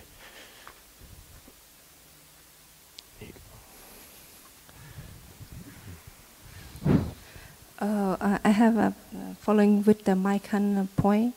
The first, I see the first 2 people step on the front is very important. They have to be sing together and in parallel, not in the back on the front, because I watched 3 times at the same a bit and then Ji Hui a little bit behind. And I saw a lot of people walk like she said, make a loop right here, and you have to walk. And some movement, not just only one hand and put like this. And before you touch the pot, you have 2 hands. Yeah. 2 hand touch, not only one hand and then put later. And one more thing, when you move and adjust yourself, if the distance is too far for you, you can make 3 times, not just only 2, because we don't want to open the knee too wide. And then when you move, and remember not lift up your butt, just smoothly slide, and then when you move and then you turn, you don't need to lift the tray up and down, just slowly to the other side. And that's it, the point we need to practice more about that. Yeah, so just to illustrate really quickly, what she's talking about is when you're sliding from one guest to the next, you don't have to do it like, Yeah. So just 3 to 4. 3 to 4 is fine. It depends on your leg. It's long. It just depends. Short. Yeah. So that's important. Well, I would move the tray first and then but I'm using very little motion, like not a lot of up and down like motion, and it helps that I'm not moving such a far distance. So there's that, and also the turning as you turn towards the host after you served your final guest. You can do it in several movements, maybe 3, probably ideally 3, but if you need to do 4, maybe that's okay too. But not a lot of not a lot of this. It's just pretty gently, and I can synchronize with my breath as well. So we have been training to turn to the horse 4 times, and 4 times. Yes, okay. and one more thing we forgot is that when you hear the bell, you stand up and make sure the leg you standing opposite with the guest. Mm-hmm. I saw the one person on the right side, so make sure that. Is everybody clear on that? Does everybody know what she's talking about? When you stand up. Does anybody not understand what she's saying? Like if I'm over here, and I'd have the tray. Let's say I'm serving this way, the host is over there. And if I'm picking up the tray like this, I'm not going to put this knee up because this is the one facing the guest. It's the knee away from the guest. Away from the guest. Mm-hmm. And then coming back up like that. And make sure when you stand, kneel your knee down, up, don't make the foot too far. Is when you go back, it's off a little bit. Yeah. So you come up like this. These feetsies come up like so. Okay. This knee comes up. And then I push with the strength of this leg. I push up and back. Okay. Okay. Is that right? Anything else? Yeah, just a suggestion for synchronizing with the whole group when we have to. We have to be aware of the person in front of us, right? But I think we have to be aware of the first person too. So everyone is synchronized with the first person, then we're going to be in sync, all of us. But we still need to be aware of the person in front, but also the person in front, the very first person. The second part is about the guests. It's just it doesn't have to do anything, but there's 2 bows. The first bow is bowing to the true nature, so the guest not supposed to bow back. The guest is just the true nature at that moment. And the second bow is the bow to the guest, the bowing to be grateful and appreciate for having the opportunity to serve. So that's why we can bow at the second time. Mm-hmm. First time as a guest, we don't need to bow. We don't bow actually. Thank you. I think, let's see, Tay is already here, so we should check in with him to see if he. Yeah, we can call it. Yeah, and then what I'd like to do is encourage everybody to check in with Diana and I because as you can see, there's a lot of little fine details and refinements that we need to work on. We don't have that much time, so the best thing to do is get with me and Diana. We'll get with you, and whatever day works best for you. Wednesday, I think, or Thursday is best. Ideally, but if there's a different day that works better for you, just let us know. We'll accommodate, and then we'll just have a practice run with you or whoever else happens to sign up for that same date. It's basically personalized coaching, or however you want to call it, personalized session, and just working the things that you feel you need to work on or that we see that can be worked on. So get with us for that. We only have 2 weeks, right? Roughly. It's not that far away. Yeah. Rachel? Yeah. What I learned from my last training,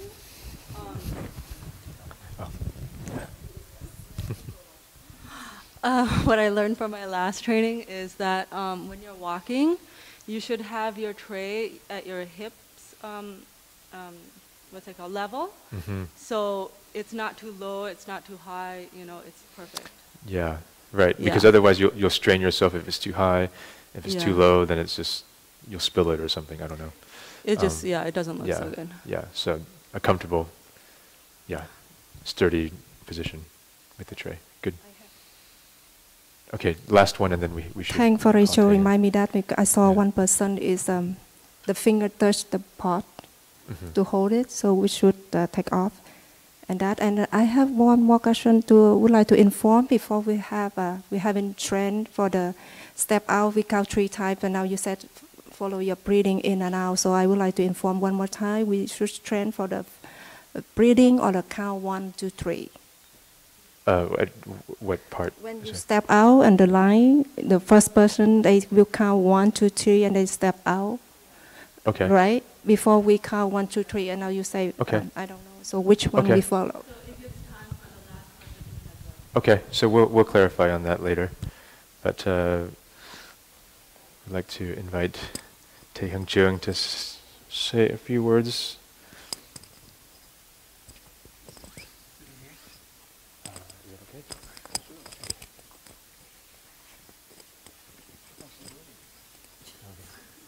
It's probably my fault.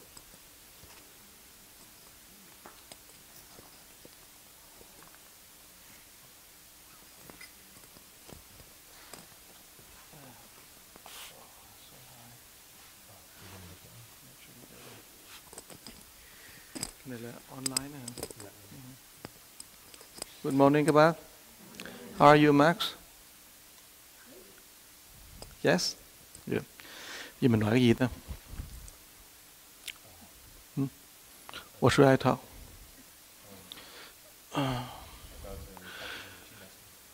There's only a few people who are new. 1, 2, 3. 1, 2, 3. 5, right? Yeah. Right.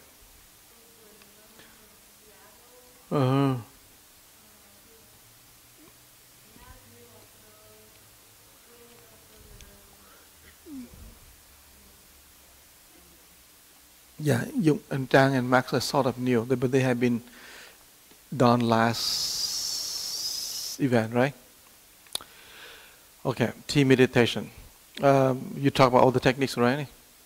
All the techniques, you've gone over all the techniques. So what you haven't done about is the philosophy. Now let's think about it in a minute. How many people is online? 4 or 5 people. All the group, 4 or 5 groups.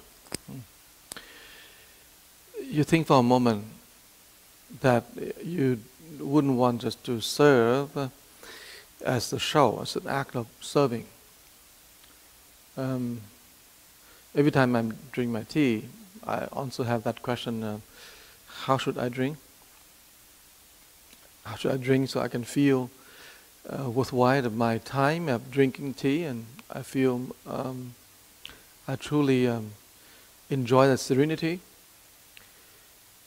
So, but it took me years to arrive to the kind of state of mind that I drink my tea, I don't need to be too rushed, I don't need to worry about the taste, but I will be in the state of serenity. It takes a while to set me into that state. And then it takes very quickly, only a couple of minutes. You sit in meditation and somebody asks you a question, and suddenly you pour the water and you drink, and then you forgot about you are in the serenity. And therefore it takes so much efforts to realize that we want to be serene. But it takes no effort to make our mind completely confused and be forgetting about the meaning of serenity and why are we drinking tea.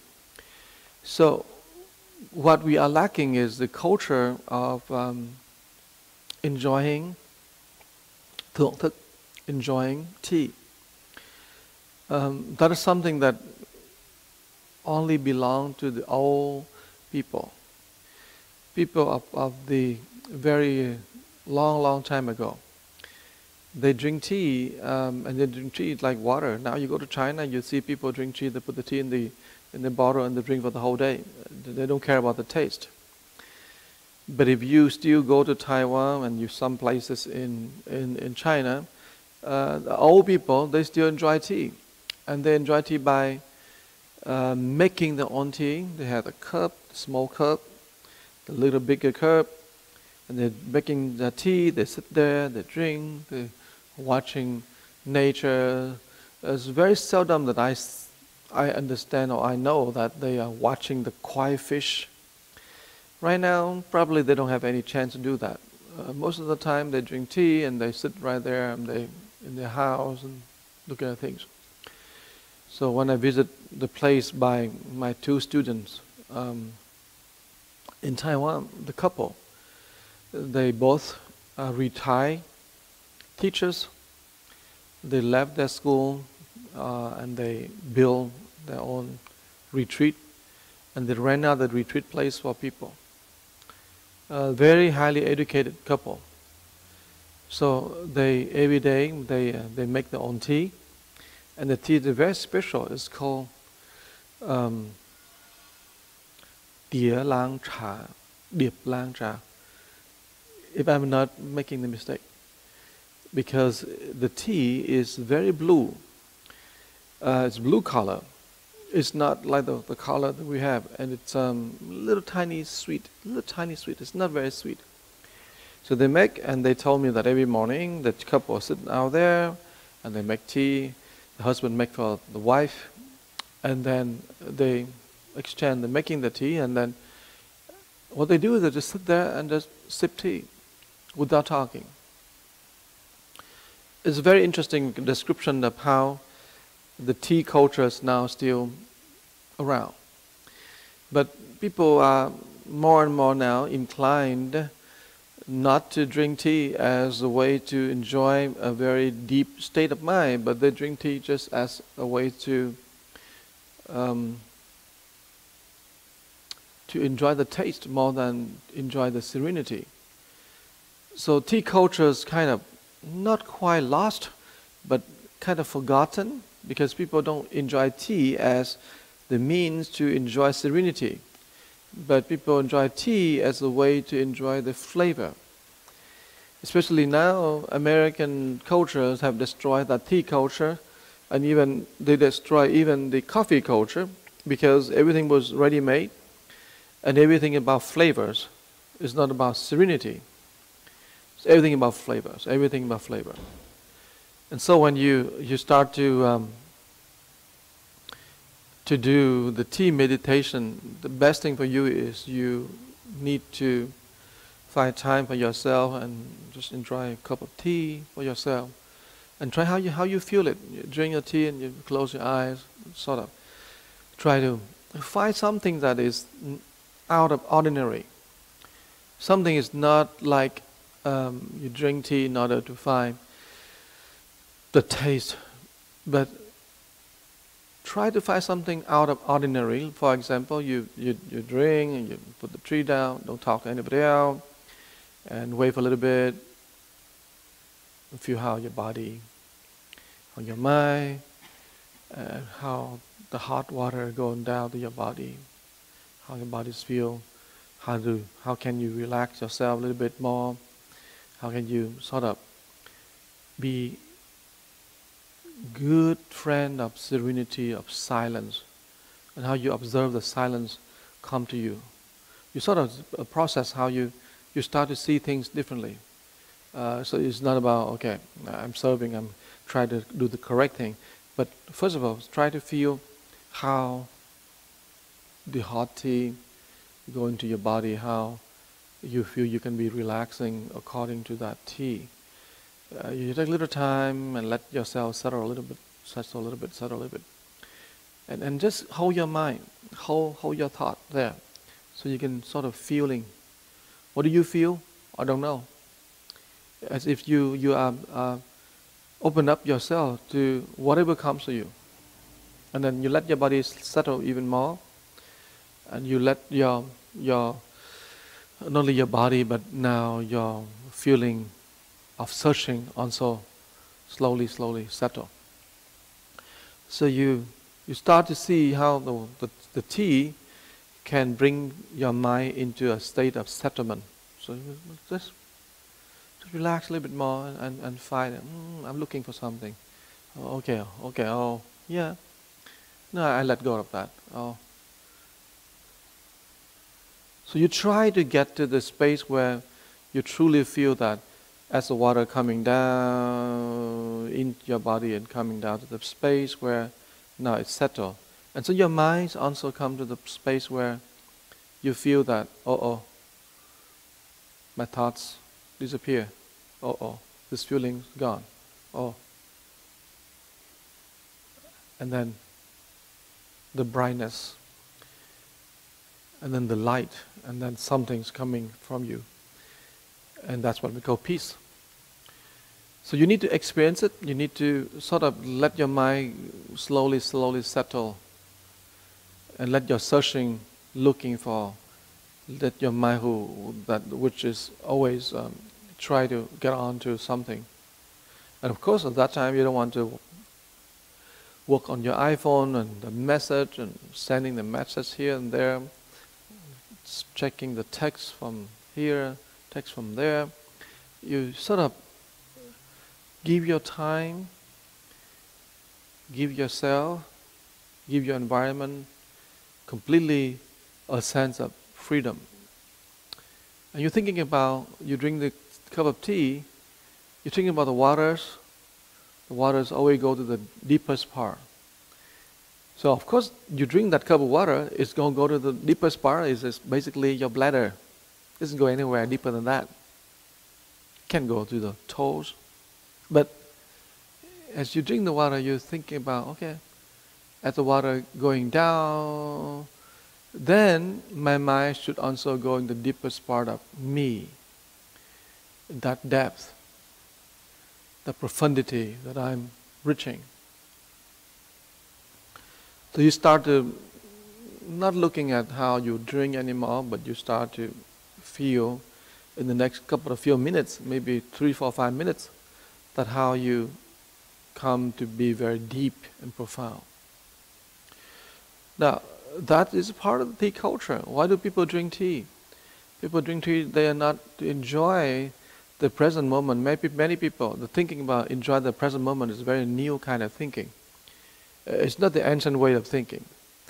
The very ancient way of drinking tea is they drink and they feel the flavor, they enjoy the flavor, and they let go of everything. The flavor becomes the boat to carry them over to the other side of the shore. They don't drink tea to be in the present. So the thinking to be in present is very new. It's some kind of New Age Zen coming into it. But people in the past, they treasure the flavor, and they know the flavor is everything. And so they have so many poems, there's so many culture around this flavor or that flavor.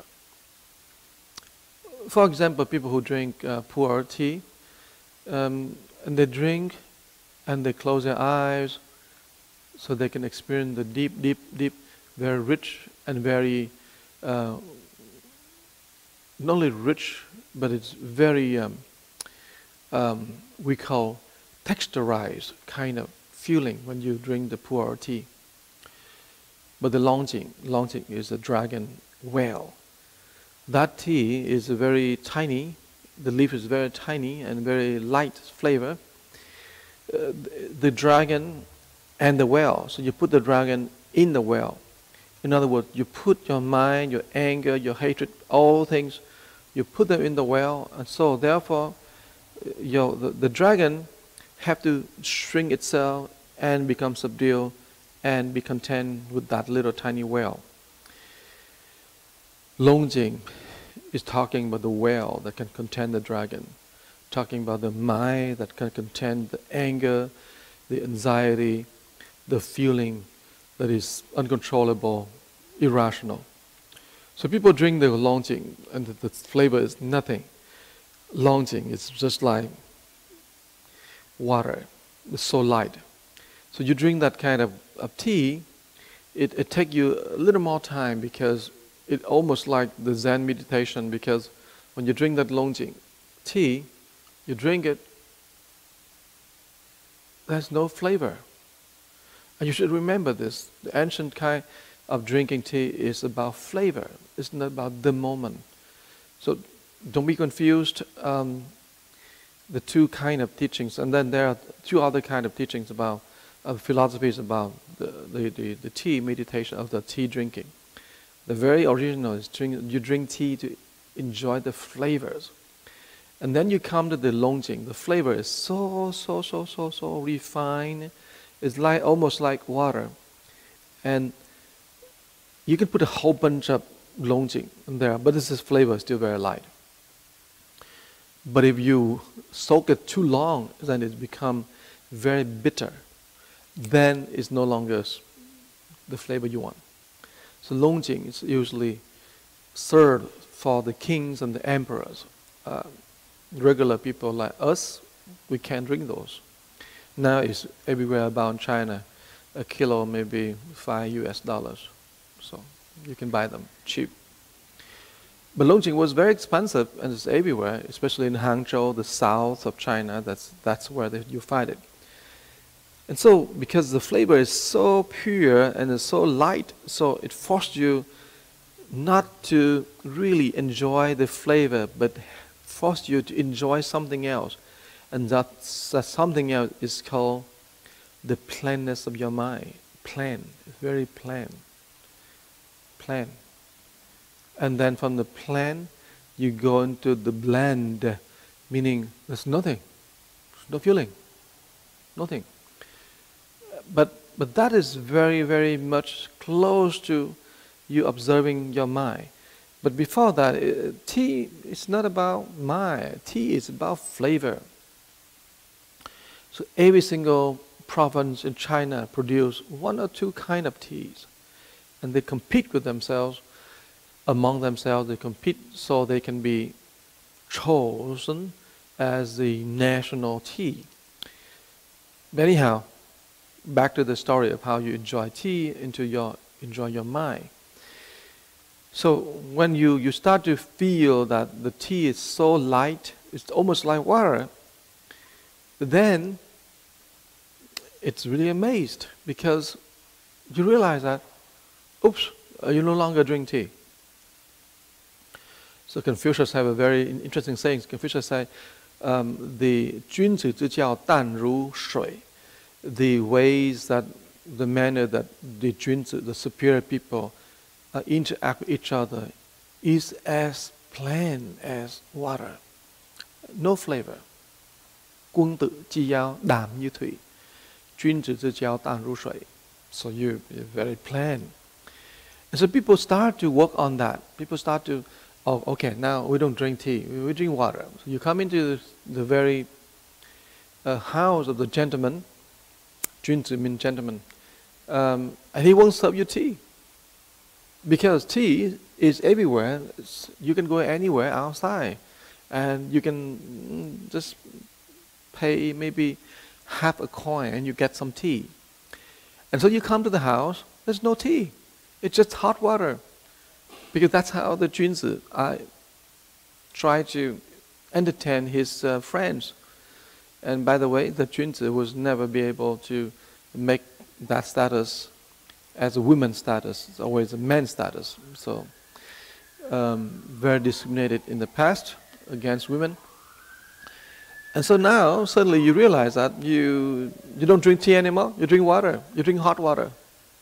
So you come into a house, a very high official, and he's turned out to be a Junzi. And you sit down, he pour the tea for you, and you're very happy. You wait for a little cooling and you drink the tea, and then you sit there and you completely surprised because the tea is not tea, it's hot water. Hot water in Los Angeles area here have flavor.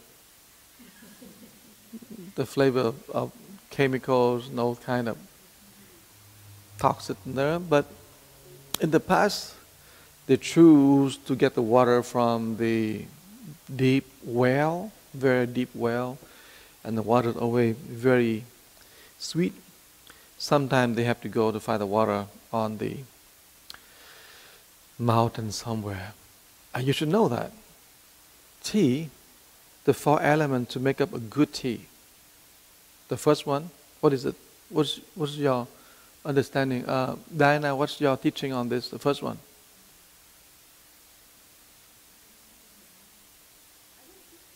No?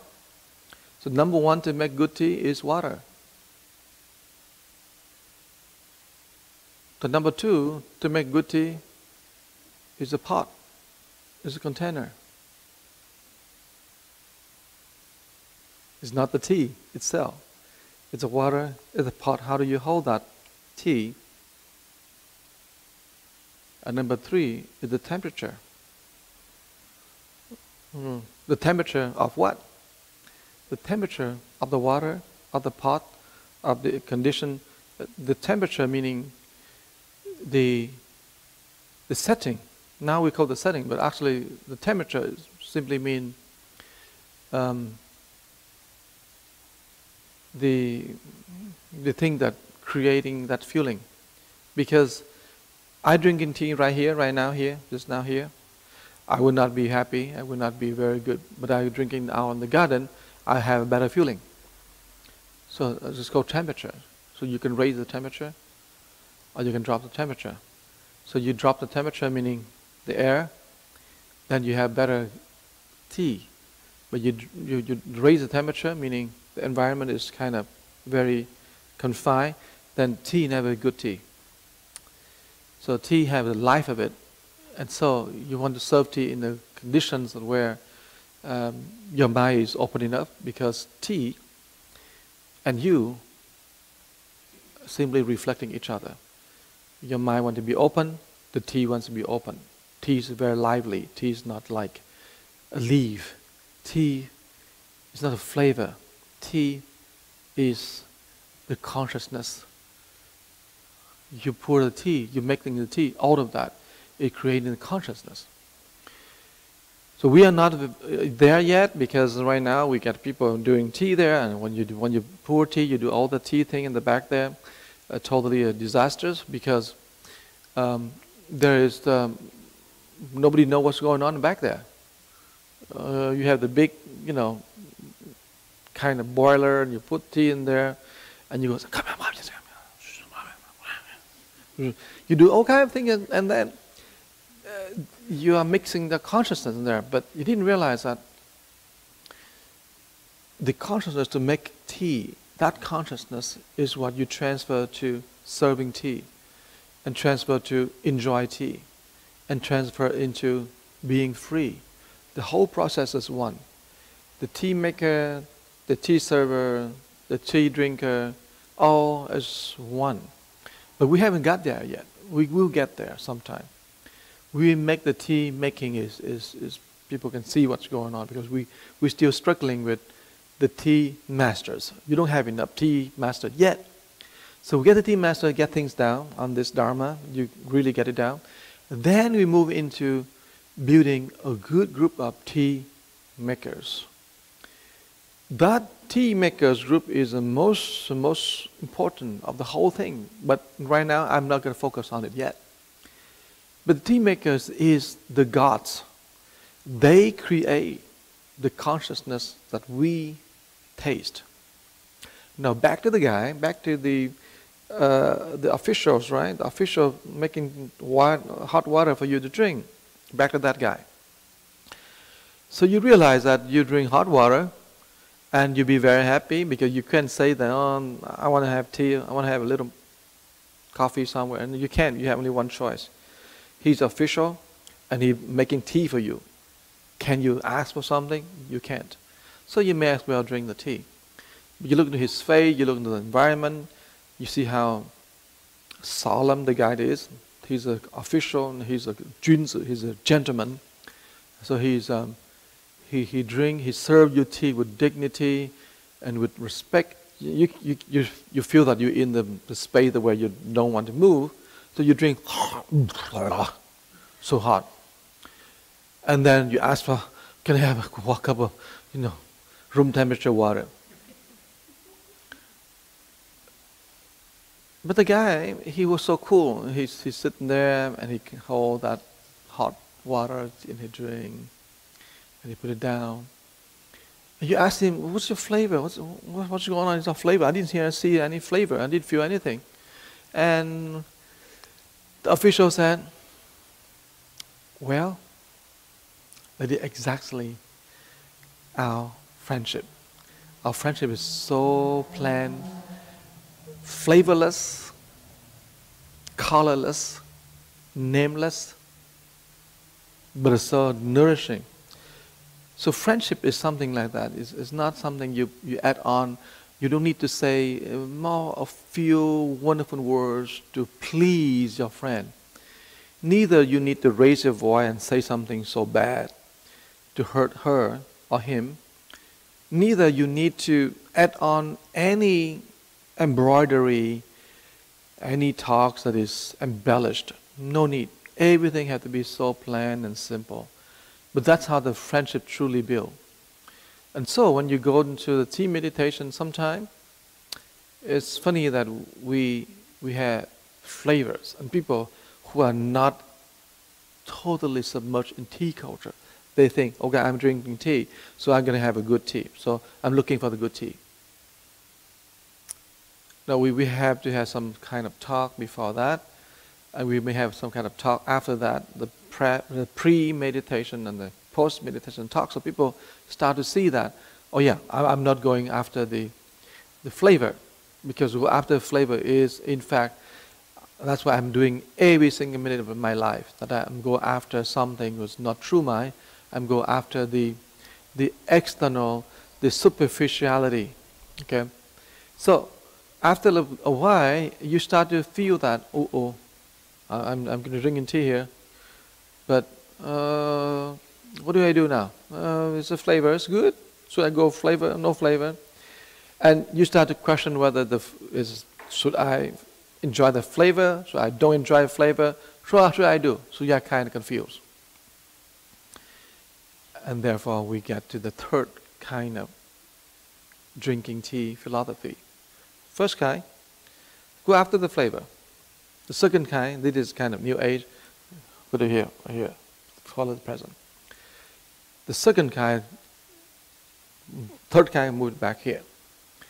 So people are drinking tea in order to understand each other. So there are always a person who serves tea and the person who receives, who drink. They're always like that. And anywhere you go, you could see something like this. If you go to a house, people serve you tea, you cannot serve them. They are the only one who serve you. You don't serve them. You don't serve the host. And so the second kind of philosophy is coming out from being someone who receives or being someone who serves. And you serve tea in order to give honor, and you drink tea in order to receive honor, but then it's more interesting because you're thinking about it.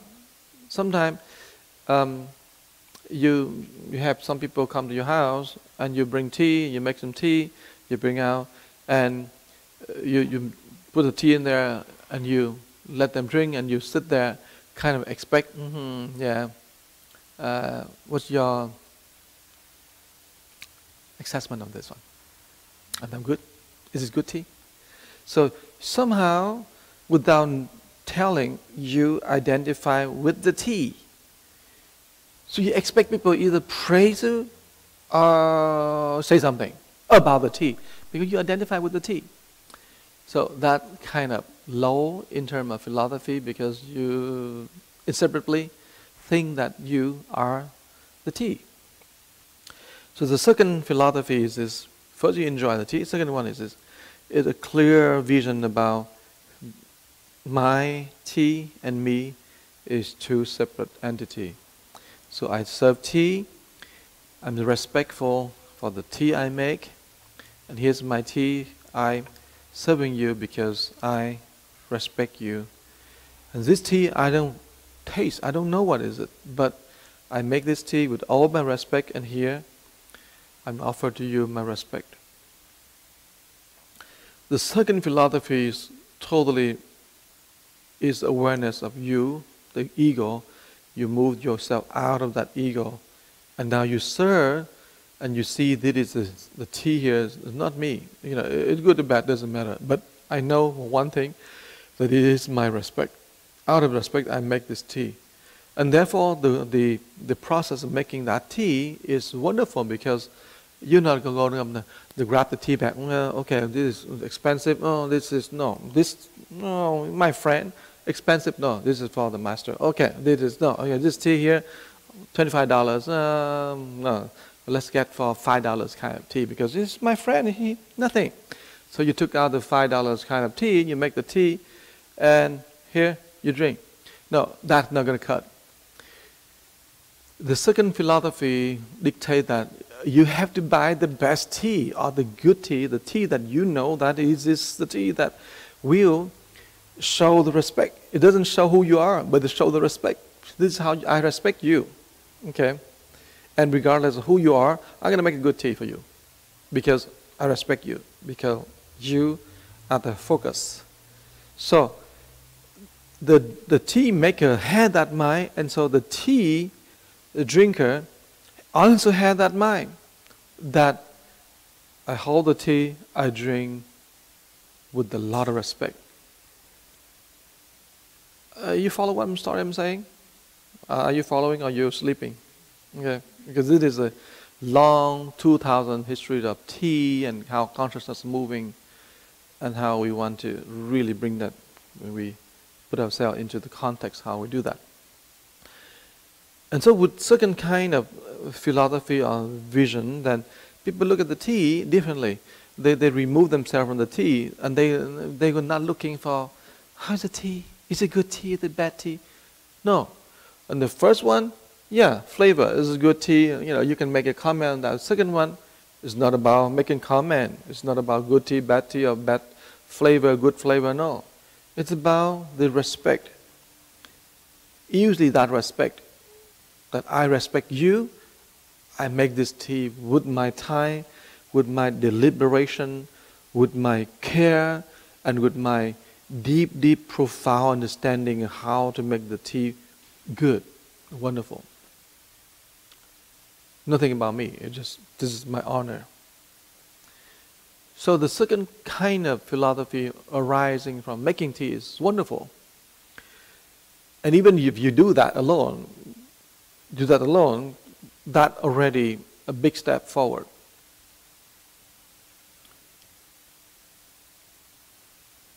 Question? My slot could be ended in 2.5 minutes. But the story will be very long. I must try to shrink 2,000 years of tea drinking into 10 minutes. But I always amazed because there's something that's so familiar with your culture, my culture, our culture. Tea drinking is very prevalent in our Asian. It's not quite prevalent in America now.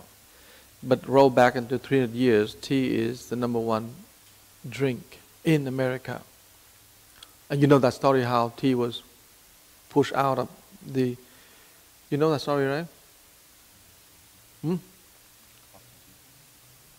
You know that story, why tea was never make it in America anymore? You know that?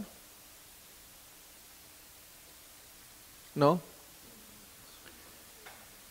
Tea...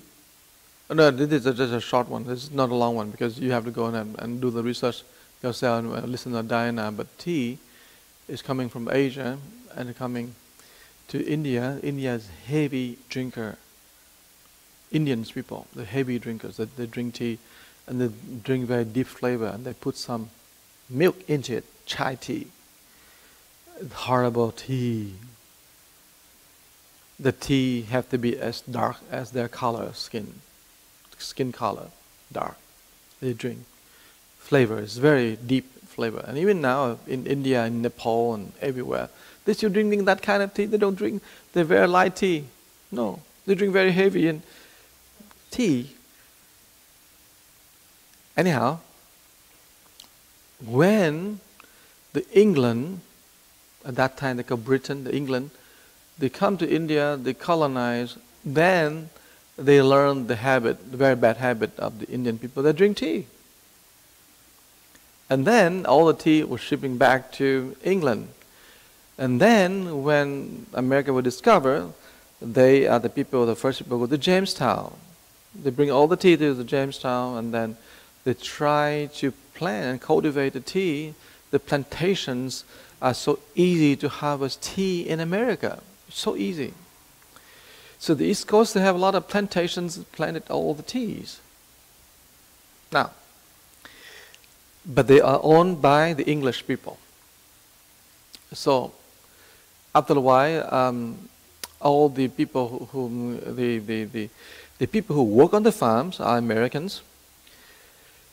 But if we're going to have to drink the tea, then the government, the colony, put a heavy tax on the tea drinkers.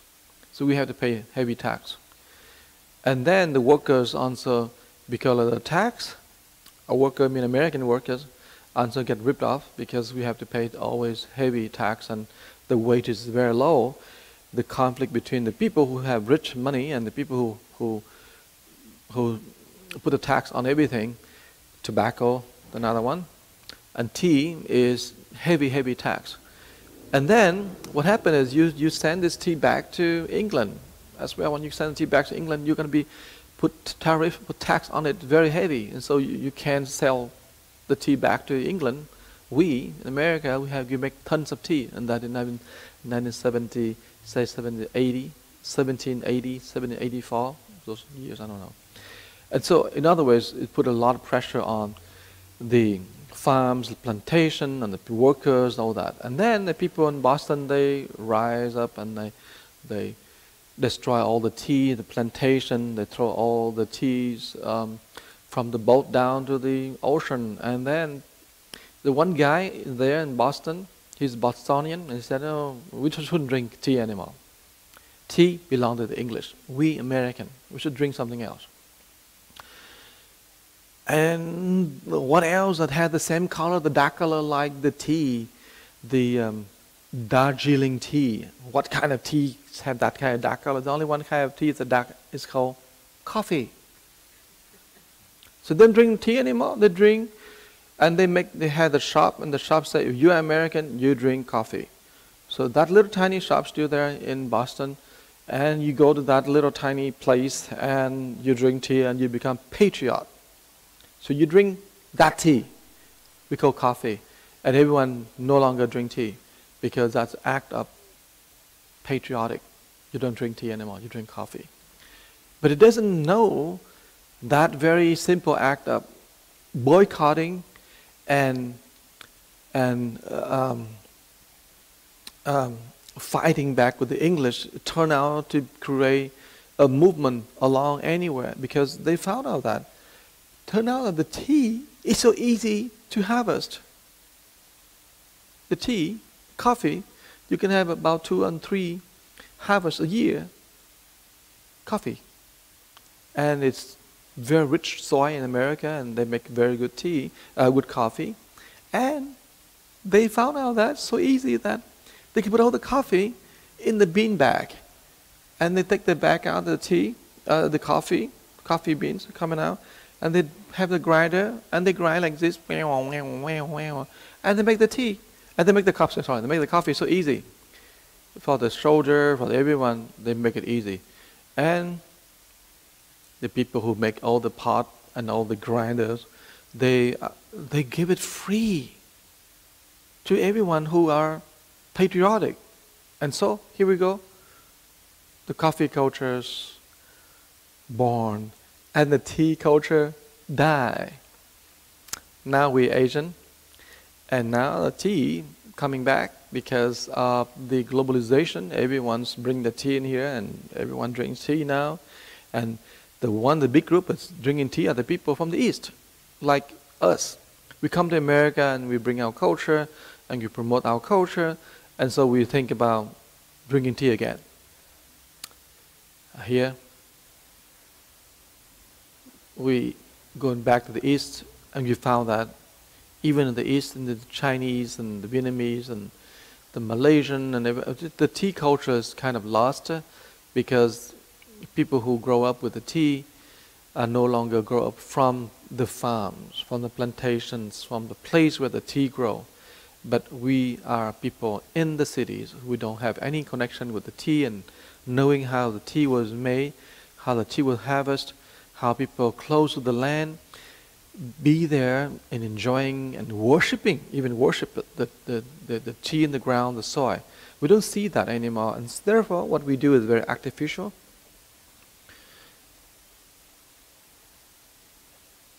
And many parts of the world, people don't grow tea anymore. Because of that, the tea culture is kind of lost. Even coffee become a new kind of culture, and that culture is very bad culture, the Starbucks culture. It's not about enjoying the flavor. And now there's a few more, small business that start to get into that culture again. The cultural respect no longer there. The cultural present moment that's over here, it's a new age again, is not coming out from the Buddhist. In that offshoot, there is a person what you should want to know. His name is EQ. EQ. He's a master of tea ceremony. He invented tea because tea, we drink the tea leaves. We put the tea leaves in the hot water and we soak a little bit, and then the flavor coming out and the color. But EQ, before him, just maybe 20 years, maybe 40 years, or some years, I don't recall exactly. They have a very strong culture of making the tea very strong, and how do they do it?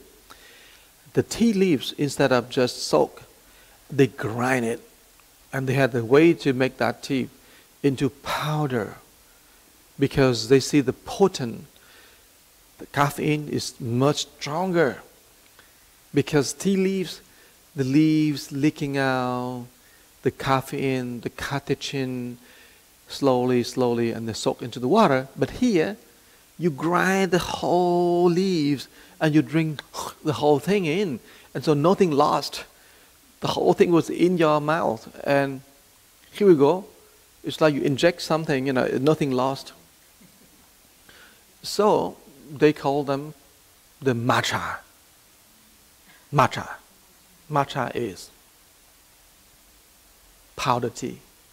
Mocha, matcha, mak is the powder. Matcha. So they make this wonderful. There's a way to do it. If you take the leaves out now and you ground it, you powder it, it doesn't go like that. The color will be lost.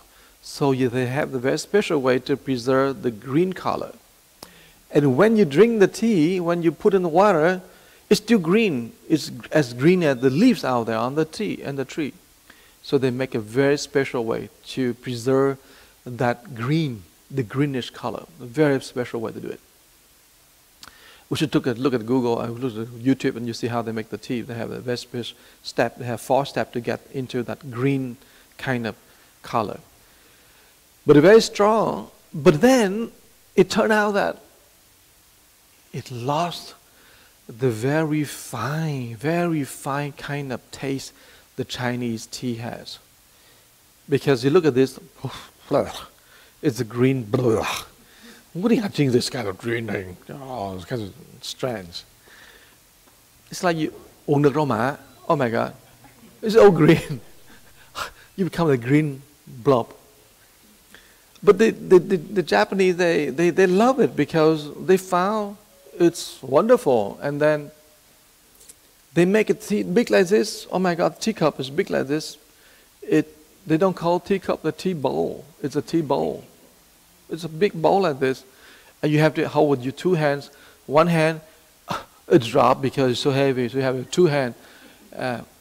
Oh my God, right. So it's big like this, right? And this is the very wonderful part of the tea, of the bowl. And you have to sort of make sure that it's facing out to the tea maker. And you have to drink it. And you make sure you drink, and then the final you have to smack your lips a little bit. So, I mean, I'm not expert in that kind of tea, but it's a whole different culture, because the culture of the Chinese tea master, they take the delicate movement to make the tea.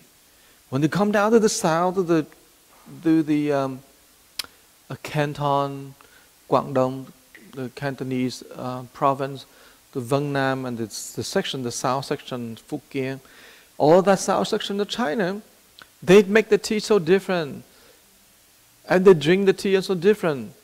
They even, at the very first philosophy, they even try to have a little tiny cup just to capture the smell, the fragrance of the tea. like marijuana. Okay, then put down and then they drink tea, and then you have to make all the sound. That's the sound. At the north, you can make that sound. You make the sound in the north, they said, sorry, out. But the sound, you have to drink the tea and you have to make the sound because that's how you appreciate the tea, the sound of China. Very distinctive way to do it. And the Chinese in the north, they drink the small cup, but a little bigger, not too small. In the south, they make it small, and they have the different provinces have different rules. They make up all that kind of rules. You go into all kind of rules, you're going to be crazy because those rules are conflicting each other. For example, you have to drink only 3 cups. The other place said, no, you don't drink any 3 cups. You drink as many as you want. As many you want. Okay. So what's the point of drinking tea? What about the enjoying? No, enjoying quality? No. Enjoying quantity. Because with the sound, we're rich. So you keep drinking. You drink forever. And it turned out that there's no longer just enjoy that little tiny sip, one little tiny cup. No more. So you have all kind of confusion, conflicting way of drinking tea in China. So don't even bother to go to China to learn one single way of doing it. Every province have different way. Every province have a different method. And even their consciousness is not as high as you think. It turned out that the tea culture that I'm talking about is lost because simply no longer had the people bringing it into a lifestyle. They only see the kind of serving tea at the place where they sell tea. The shop, the tea shops where you sort of enjoying because you can't have anyone teach you how to make the tea and drink the tea and really understand the deep and profound meaning of tea. Okay, back to 1, 2, and then 3, the respect. You have to respect the kind of culture that helps you to understand the very deep meaning of relationship. You respect. So you're moving from relationship with the tea into relationship with the people that you serve or serve you. And then the third one, the relationship with God. God meaning the serenity, the one that we are now doing.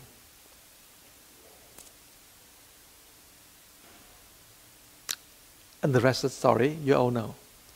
You serve, you want to serve with, you have to experience what I just said at the beginning. You have to experience the deep, deep sense of being very cool, very relaxed, very serene. You need to experience that. And you just try to offer that to people. I have many other things to say, but I'm sort of hungry. And I'm looking at the clock and I know that it's overtime. I'm overtime.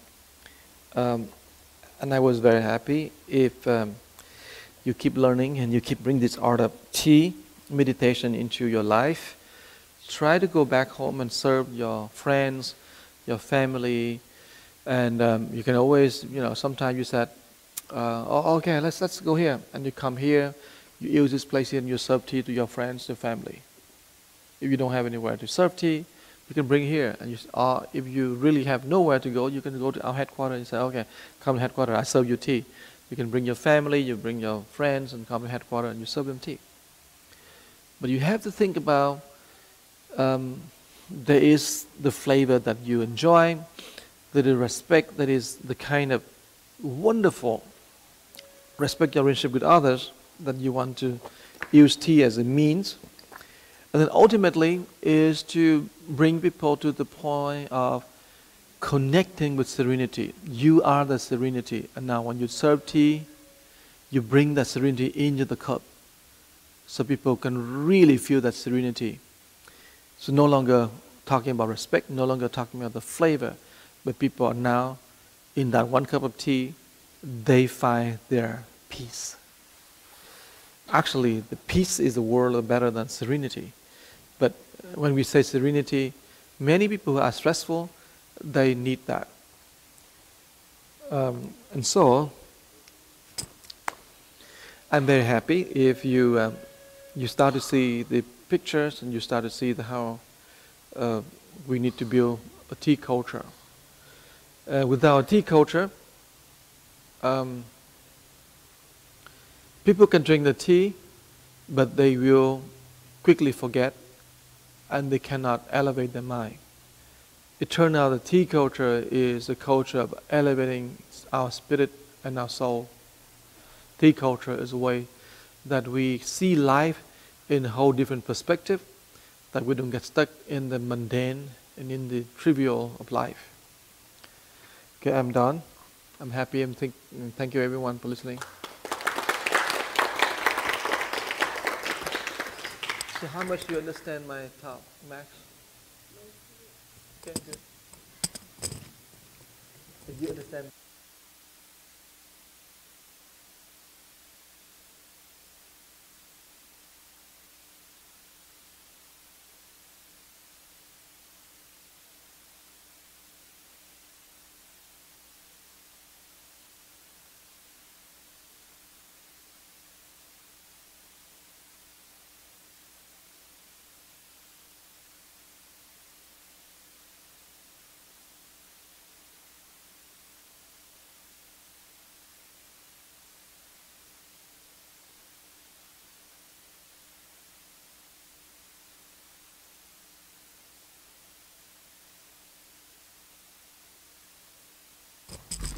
I tell you a wonderful story about EQ. I was talking about him, but I forgot about the story. So let me tell you a story about EQ. So, this is one day. EQ was born in the time of a few emperors come and go. He was a favorite for a certain emperor in Japan. So one day, one of the lord, who very rich Japanese, they build their society built through clans. A clan has many retainers, many people who working for that big family, and they are very rich. Usually, they have big piece of land, or many piece of land, and they have many samurai who working and protecting them. But anyhow, so one day. He was invited to serve tea as one of the very well-known, famous lord. So he came and he brought his tea set. He brought everything and come and try to serve tea. So he prepared everything for that morning. And before you come in, you have to wash your feet out there, and you come in through the little door. But because this is a place where they don't build the tea house. So he just said, okay, just come into this house, room's okay. But people come in there, one by one, only serve one person, not many persons. So the Lord, he will come. But that morning he was having, that Lord, he had a very angry fight with his, one of his wife. He probably had many wives, but one of his wives, they fought, early morning fight. So he was very angry. He throwing stuff and he yelling and he doing all kind of things. Everyone was so afraid because he's the Lord. He's the number one in the land, so you don't mess with him. So anyway, one of the retainer, one of his attendants said, "It's time for your tea. You got to go for your tea." Said, okay. And he put on his clothes and walking in. And the attendant said, "Hey, master, you shouldn't wear take off your two swords. The one is a very big sword and a small sword. Please, sorry, you couldn't have tea. Okay, take off the sword and said, oh, you had to take off your shoes and what? Don't tell me anything. But anyway, he took off his shoes, throw it, and he washed his feet. He's so angry because the attendant tell him 3 times. So angry. I'm angry at my wife, and now you tell me to take off this, take off that, all that. Okay, keep commanding me. He was very angry. Walk in there. He said, boom. Look at EQ, and EQ look at him and said, "Ohayo gozaimasu." And the guy said, hi.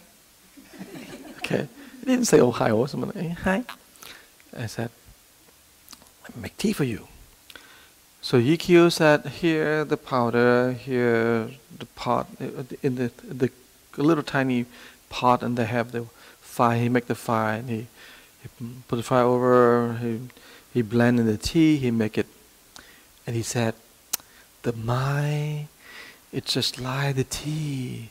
Sometimes you have to make it become blending with the water.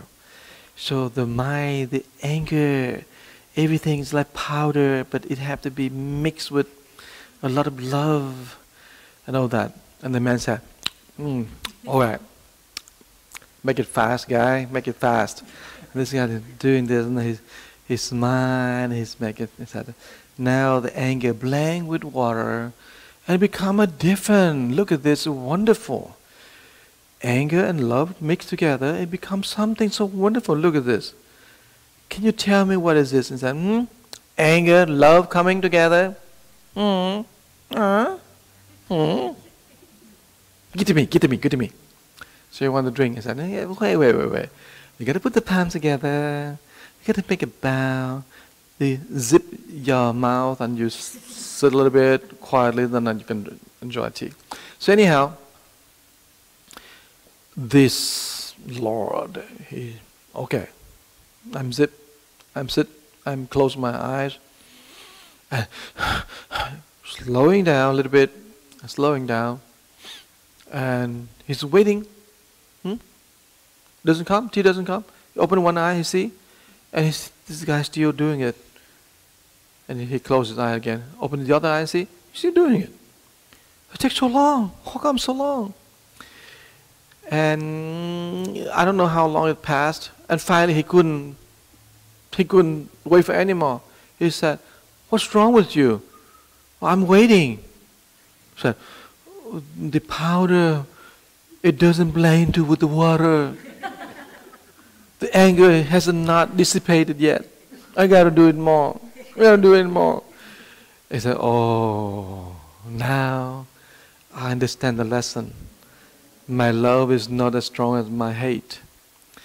My sweetness is not as powerful as my anger. My tenderness, my gentleness is not as overpowering as my hatred. Okay, I learned the lesson.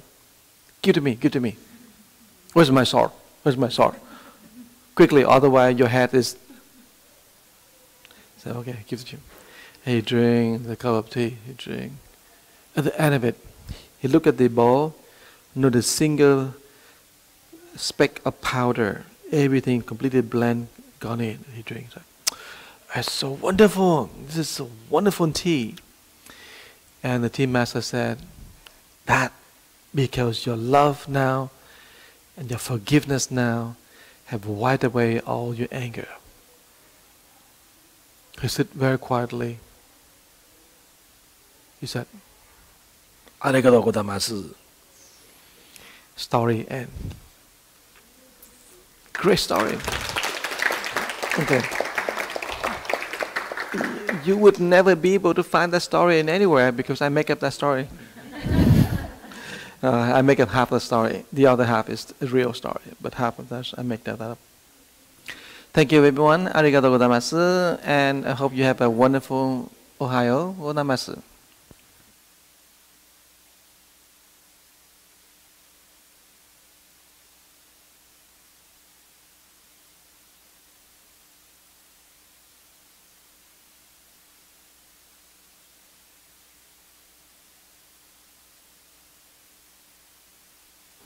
All right, everybody. Thanks for coming out again. Take the opportunity to sign up with Diana or I to get further training because there's just not enough time, not enough sessions. So sign up with us. If you're from far away, if you have questions, call us. Ask your regional leader, like Chico is for San Diego here. So if you haven't, come join us for lunch. If you have any questions in the meantime, come ask us. Thanks again. See you next time. Next training is when, Diana? Friday night here. Okay. Good. So we'll see you then. We'll send another registration sheet. So be on the lookout for that. Thanks, everyone.